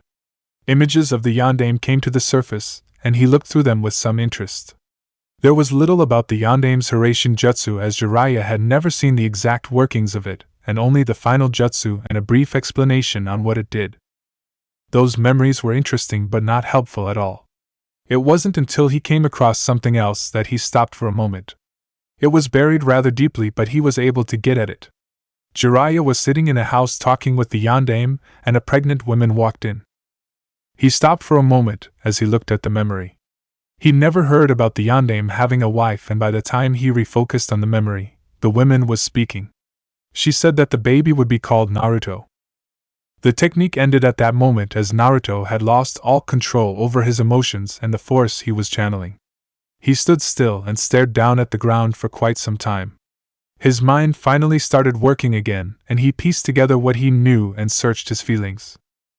He wondered if the information he always sought as a child had always been so easy to figure out, or was he just not willing to realize that his father was the Yondaime. The knowledge made him feel empty inside, both because he had never realized it, and because no one had ever told him or gave him any indication of who they were. He had questions, so many questions, and wanted answers. It wasn't hard to get those answers though, as they seemed to slip into place. People knew who his parents were, they just didn't tell him. More than just Jiraiya knew. The Sandaime must have known, and perhaps even the Ninja Council. They knew, and they chose not to tell him. They chose to let him wonder and keep him ignorant of it. They chose to lie to him. Where was his mother, and who was she? Why had his father sealed the Kyuubi into him? Why did the Sandaime let the villagers treat him so horribly? Why did everyone keep so many important things from him? Those were the questions that he wanted answers to. The emptiness was replaced by a sick feeling, and soon all he felt was anger. The rage boiled inside of him and came to the surface. He stood and kept his head down, while his canine teeth lengthened and his fingernails turned to claws. His hair got longer and became more wild. His whiskers darkened and widened, and his eyes turned from blue to orange, and the pupil became a slit. He wasn't really thinking or feeling anything but the rage inside of him. The questions and other thoughts were replaced with a blinding rage. Red chakra began to bubble on the surface of his body, and the stone beneath him started cracking. His hands curled into fists, and blood started dripping from where his claws pierced his own palms. Instead of dropping to the ground, the blood floated upward from the dark side of the force he was channeling. Not a moment later, several shadow clones tried to dogpile him. They knew what was happening and tried to stop him from using any of the Kyuubi's chakra, as it could alert the entire village. The real Naruto didn't care though, and wasn't even thinking about such things. He easily killed the shadow clones and then focused on the man still unconscious at his feet. Barely thinking straight with the bloodlust and hatred that he was being consumed by, and wanting nothing more than to kill everything that had wronged him, he decided he would kill the man. Then he would go after the Sandaime and the council and kill anyone that got in his way. These people had taken things from him and kept everything from him that was important. Forming a dark ball of energy in his hand, he sneered at the unconscious Jiraiya beneath him. Back at the hideout. The destruction of the shadow clones not only caused an inflow of information into the creator, but also the remaining shadow clones that Naruto had created. The clone in the hideout immediately stopped what it was doing and ran to the wall that had several Fuinjutsu scrolls. The particular scroll it grabbed was one that was supposed to be used when the village was attacked, but it would now serve a different purpose. With the scroll in hand, it ran to one of the larger rooms in the hideout that was empty and primarily used for training. Unrolling the already created scroll, the clone added chakra to it. At the same moment, at the village wall, the clone's eyes widened and it started thinking about what it needed to do and what the situation was. He wasn't sure what would happen, but it was best to stay where it was. The creator likely wouldn't be coming to relieve it from duty, and it was also possible that ANBU would be coming to find and subdue him if anyone felt the release of the Kyuubi's chakra.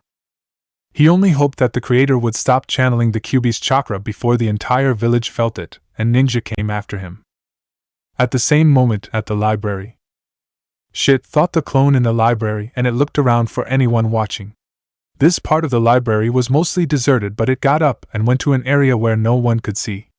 Putting its hand into the ram's seal, it created a hinge around itself. It was merely a contingency in case something happened because of the creator's usage of the Kyuubi's chakra. The entire plan could be in danger, and if anyone had felt the Kyuubi's chakra being used, then they would immediately start searching for him. The clone emerged looking like a random jonin and sat back down at the table to finish what it was doing. If it needed to, it could use an earth jutsu and move through the walls of the mountain and get back to the hideout. Back at the hideout. A plume of smoke erupted above the scroll, and the clone felt the creator be summoned back to the hideout. It could feel the powerful chakra radiating off its creator, but it wasn't sure what to do. Putting a good amount of distance between them, it tried to ensure that it wouldn't be destroyed like the other clones had been at the hot springs. Before the smoke had cleared, an explosion occurred where the real Naruto was standing and sent debris and dust around the room. The smoke and dust finally cleared to reveal a confused and very primal-looking Naruto. The foul chakra was still radiating off him, but it had stopped emanating off of his body, and he was merely channeling it now. He searched around for the person he had been trying to kill, and was confused where he was. The man he had been trying to kill was gone, and the area was different. The shadow clone was still hiding and wasn't going to let itself be seen, but it had to do something. Going through a few hand seals and touching the floor, the solid rock of the training area turned into a muddy swamp, and the real Naruto started sinking in it. Unable to get out of the mud, the real Naruto started struggling, which only caused him to sink faster. The clone stayed where it was and stopped the technique when its creator had sunk enough into the floor. The floor hardened and the real Naruto was left stuck. His breathing came in deep breaths as he tried to get out of the now solid floor that he was stuck up to his waist in. The floor started to crack, but he eventually stopped trying. The disappearance of the man he was trying to kill caused a good portion of the anger and bloodlust that was causing his rampage to subside. He was able to come back to his senses enough to start trying to push back the extra emotions and the chakra that was being forced upon him. With the inclusion of the floor making him sink, he perceived danger, and his mind started focusing on where he was and what he was doing. As he finally came to his sense and could focus on what was happening, he finally realized where he was. With great effort, the remaining QB chakra was suppressed and pushed back into the seal. His eyes, fingernails, and other changes to his body went back to normal. Naruto was left partially trapped in the floor and completely confused as to what had just happened.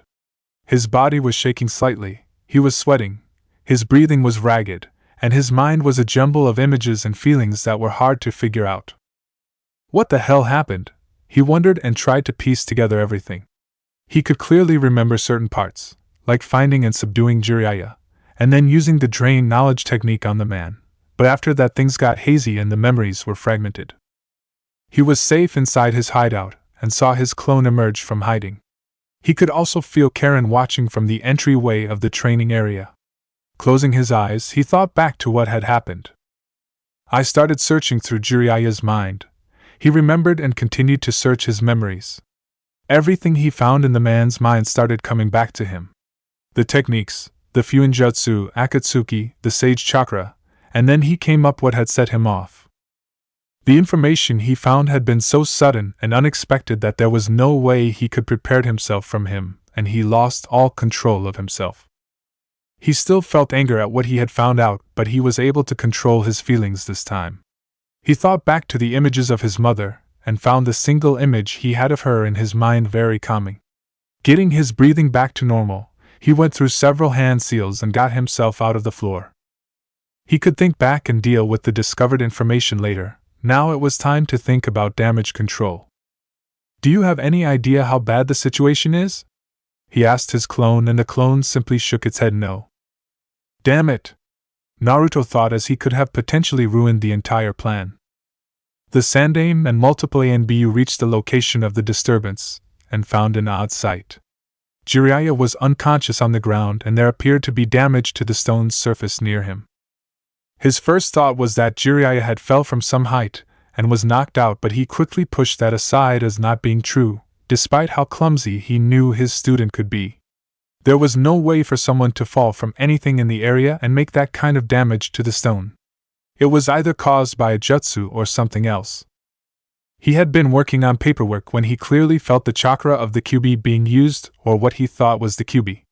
It felt familiar to the chakra from over a decade previously, but it also felt different. Not a moment later, he called his ANBU and rushed to the area he felt it. Other people probably felt it too, and he wanted to determine the situation before causing any panic in the village. From the duty roster, Naruto was supposed to be at the village wall on guard duty for next couple of weeks. He was heading one of the watch towers along the wall as his first assignment, under the rank of Special Jonin. Normally he would have gotten a mission outside the village, but the Chunin exams finals were approaching, and that meant that Konoha ninja were mostly pulled back to the village to help plan the event and get everything prepared. The disturbance came from the hot springs, which he did find odd, but regardless of the location he rushed as fast as he could from the Hokage Tower. He still had trouble determining if it came from the QB or not. The chakra source had disappeared only seconds after he felt it, and the area didn't have much residual chakra left in it. Getting back to task at hand, he ordered one ANBU to take a look at Jiraiya, then ordered the rest to scout the area and to find Uzumaki Naruto. No one was around, and the only people that were in the area were the ones in the hot springs building, but they likely wouldn't be of any help. He had to wonder just what Jiraiya was doing here. Well, he didn't have to wonder what his student was doing at the hot springs with a notepad, but he did wonder what the man was doing in the village. It had been years since Jiraiya had made any visit to Konoha. Is it possible that Jiraiya was involved? He questioned, but would have to wait for any answers. He looked to the ANBU for an update, and the man stated, "He's just unconscious. I've got some smelling salts in my pack." And the ninja went pull out the item from one of his ninja pouches. Hopefully I'll get some answers out of him about what's going on, he thought as the salts were put under Jiraiya's nose. Sitting in his home, Danzo glanced out the open window with his Sharingan revealed. He felt the disturbance, and from what little chakra went into the air, as well as what he could tell with his own sensing ability, he determined that it was the Kyuubi's chakra. His Sharingan recognized the Kyuubi's chakra, but something about it felt strange and very different from what he remembered. He couldn't go to the disturbance and also couldn't send any of his men to investigate, so he rebandaged his eye and headed for the Hokage Tower. There would undoubtedly be a meeting concerning what was happening, and he was very interested in finding out what was going on. If something happened to the seal, or the container was somehow channeling or being influenced by the Kyuubi, it could provide an opportunity for him. Sitting in a meditative stance in the hideout, the real Naruto started thinking of what he should do. He was safe while in his hideout, and if he left he might be picked up by the ANBU and taken to the Hokage. It all depended on how much of the Kyuubi's chakra he had released and who felt it. Unfortunately, he had no idea how much had been released. It was possible that no one had felt it, or that the entire village felt had, and anywhere in between was also a possibility. The best thing he could do was sit and wait. His shadow clone had likely made it to the village wall before his duty shift started, and so he had a weak alibi. As long as no one discovered that it was a clone and not the real person that showed up for duty, he might be able to escape being arrested or detained.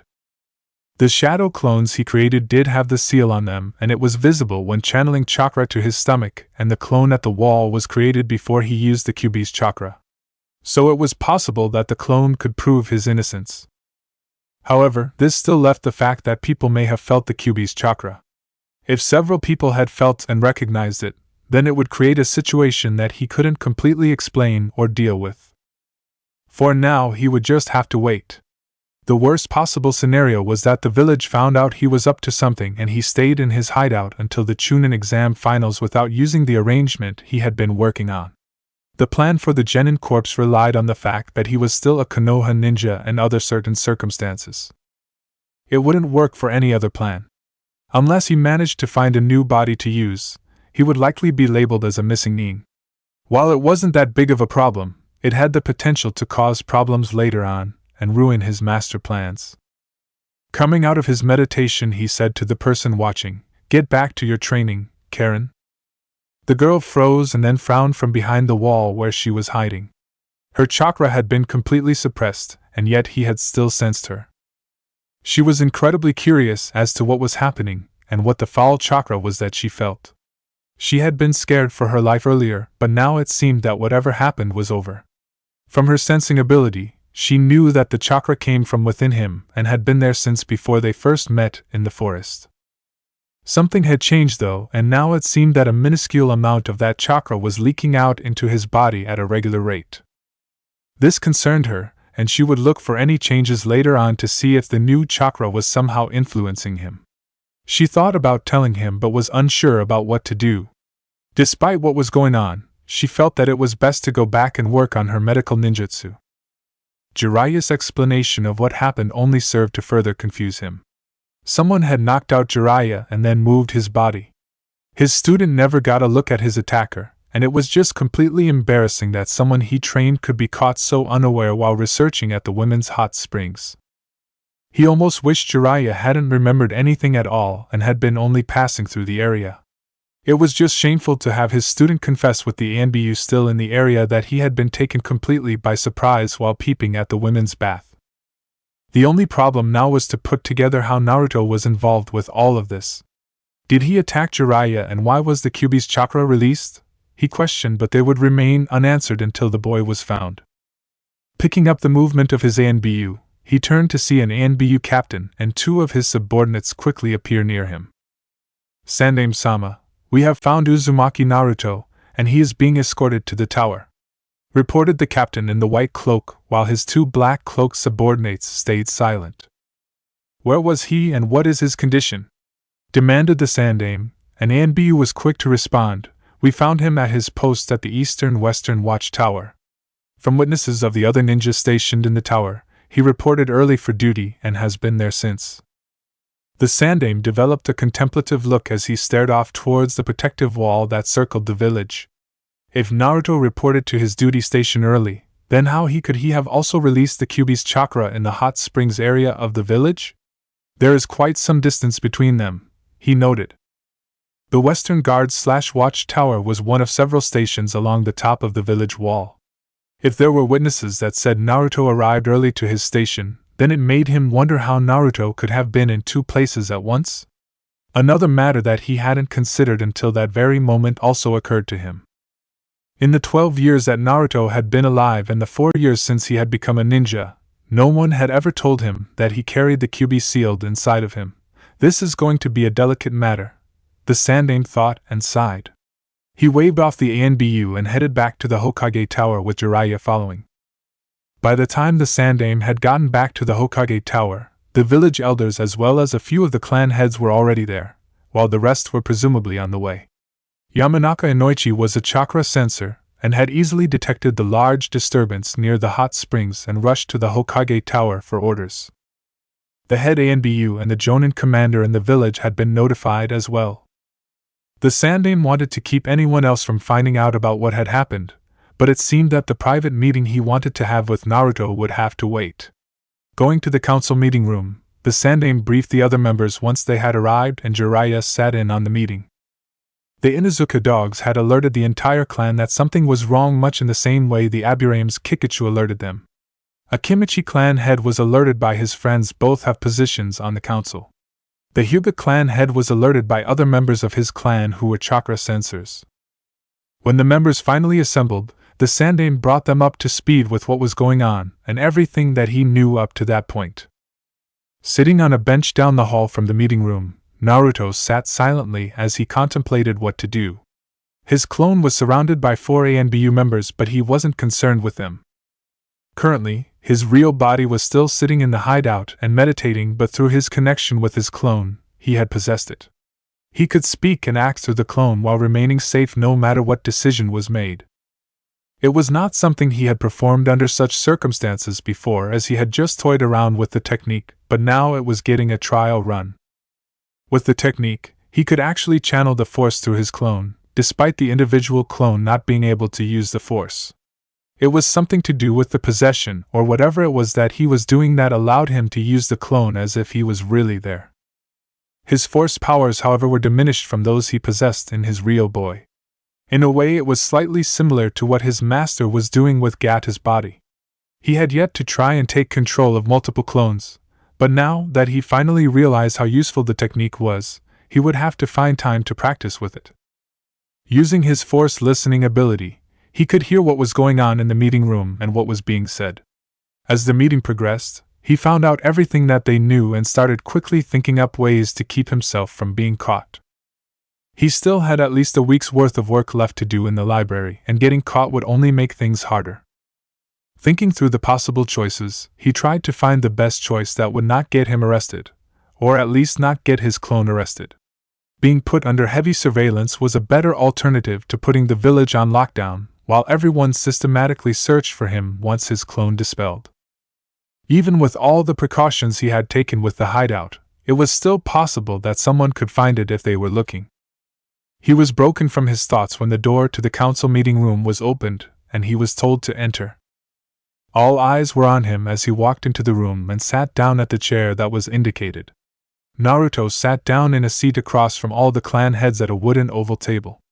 The room looked like every other room in the Hokage Tower except it had no windows.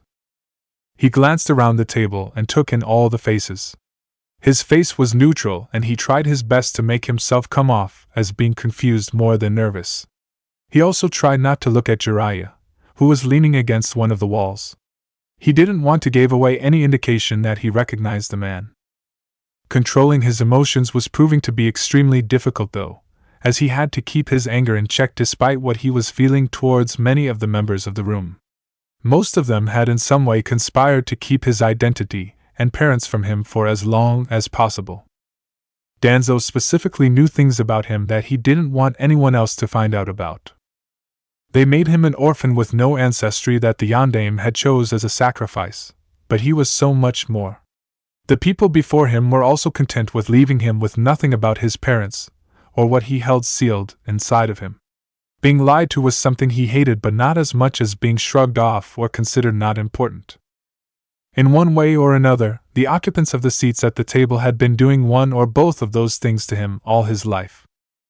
He wanted nothing more than to attack them, but this was a clone body, and even if he had the element of surprise, with everyone else in the room, and considering their skills, he stood no chance at following through with any of the thoughts he was burying in his head. He would have to let it go for now, but perhaps later on he would get revenge. The room remained silent as the doors were shut, and the ANBU guarding him remained and stood behind him, looming over and ready to strike. They were ready to kill him should he make any wrong move, but he really couldn't care. This wasn't his body, and no matter the outcome of the meeting, he would make sure he got away and finished his master's plans. The first person to speak in the room was the Sandaime. "We've called you here to answer a few questions for us concerning your day. There has been an unexplained disturbances within the village, and we're questioning everyone that may have been involved directly or indirectly. Could you explain to us your day so far, from the beginning?" The Sandaime asked in a calm tone, but Naruto knew he was fishing for answers and knew little of what really happened. None of the people before him had any idea what had really happened less than an hour ago, and he intended to keep them in the dark as much, or as long, as possible. Even if they suspected him of something, it was better than ruining the final parts of the plan and not getting the information from the library. "I woke up at around 7, got dressed in my uniform, and ate breakfast. Then I went to my assigned station of one of the western watchtowers. Shortly afterward, the ANBU came to bring me here," stated Naruto, and he waited to see what they would ask next. There was little change in the council members. A few were scrutinizing him for lies, but he had been trained by his master to lie in front of anyone. He had even been trained to lie and escape scrutiny from analyzing machines, or even Jedi. The members of the council found nothing wrong with the statement, so the Sandaime pressed on. "Did anything out of the ordinary happen on your way to your duty station or at any point before the ANBU came to get you?" questioned the Sandaime a little more seriously.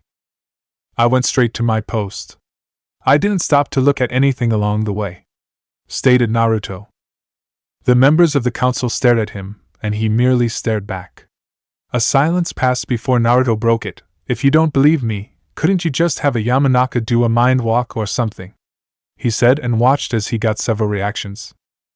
He inwardly smiled as he knew that a mind walk on a Jinchuriki had never been done, and the council wouldn't consider it.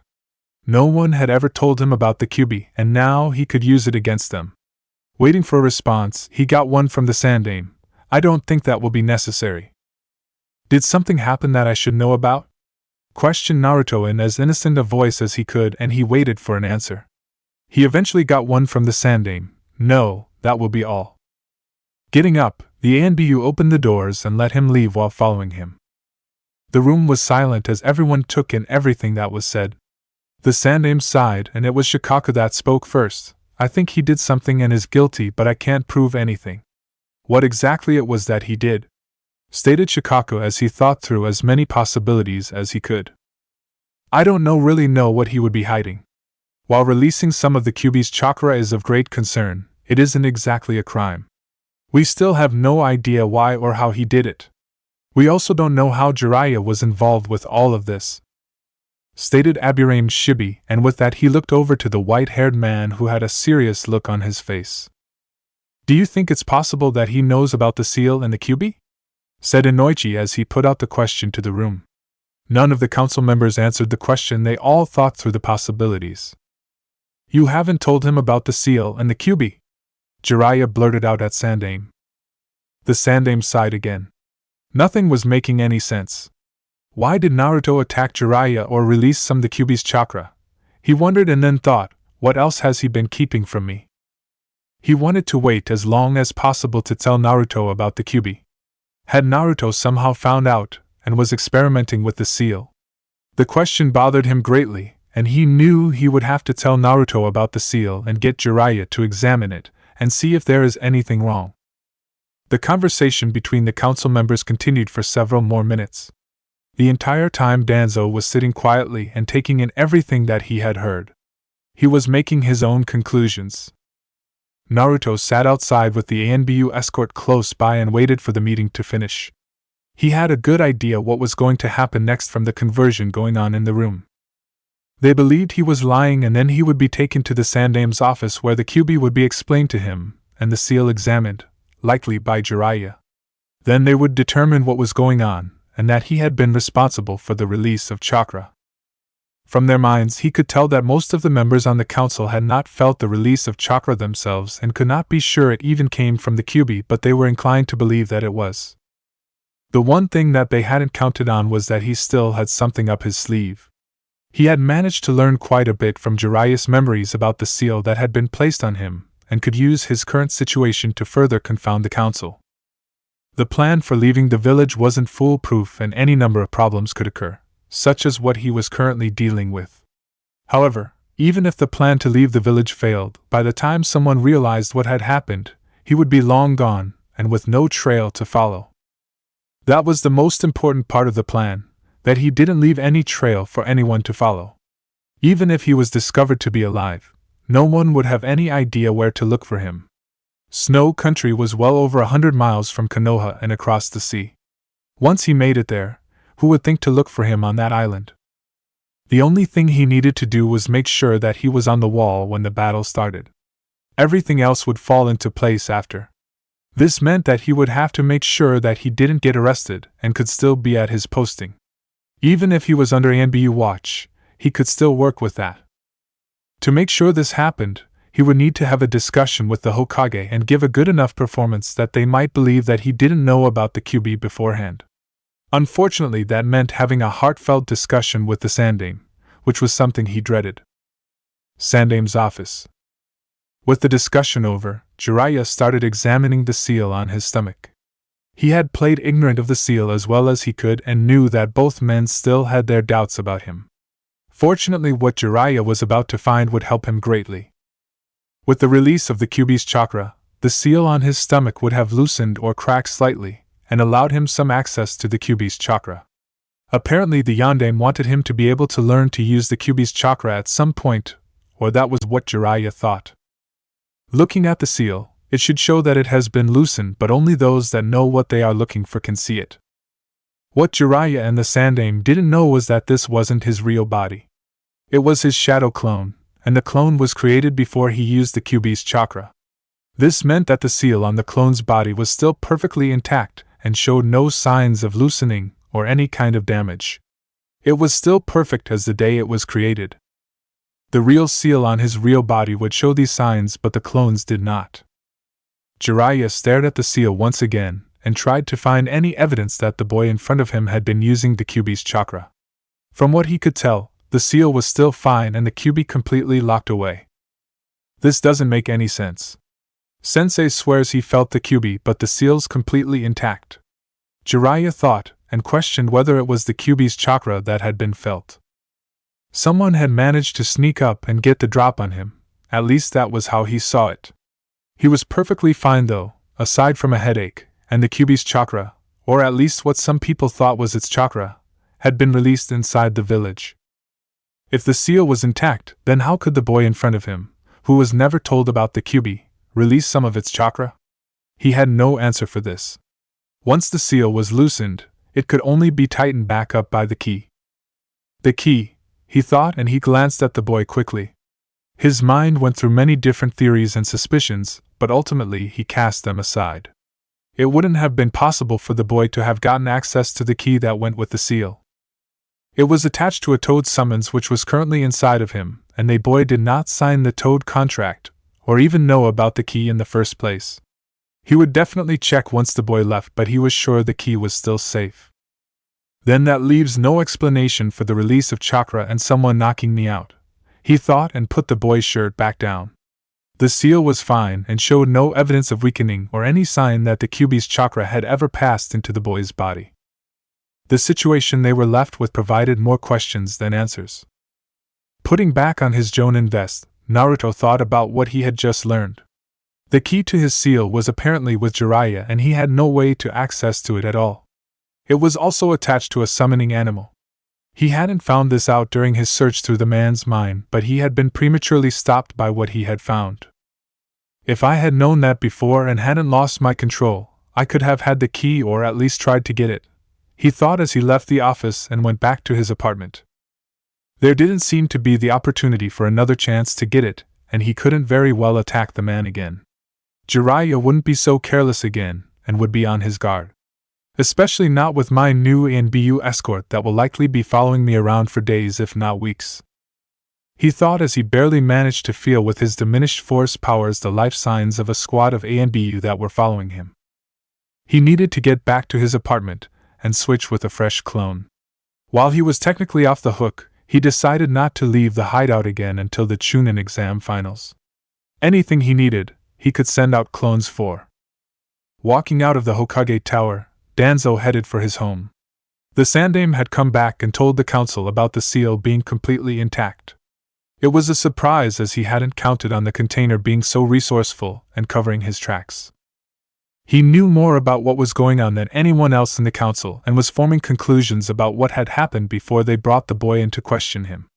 He also wasn't willing to share his thoughts with any of the council members. With the boy's ability to read minds, it was obvious to him that Jiraiya's mind had been read in some way and information accessed. It was rather ridiculous that a ninja deemed as legendary could be caught so off guard and unaware, but he tried to put that out of his mind and focus on the more important things. The only aspect of the situation he was still working out was the release of the Kyuubi's chakra. The seal he couldn't be sure about because he had never been able to see the complete sealing method used, but he wondered why the boy had done it.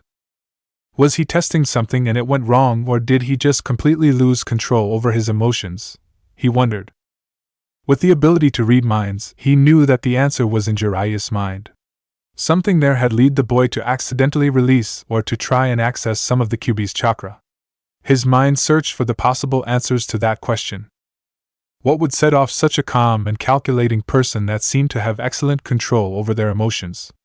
This was the question he was trying to answer. The boy gave nothing away during the meeting, showed no sign of lying, and while many council members suspected something, they couldn't prove anything. They couldn't prove that the boy was associated with the release of chakra or attacking Jiraiya. The Sandaime's view was not to detain anyone unless there was proof of guilt, which in his opinion was a foolish method. The thought eventually came to him when he went through all of the things that Jiraiya might know that would affect the container. The answer was the boy's parents. So he likely knows who his parents are, mused Danzo. He wasn't sure if knowing that information was good or bad, but it didn't bode well for the village. He knew he would have to think on this information and what actions to take concerning it.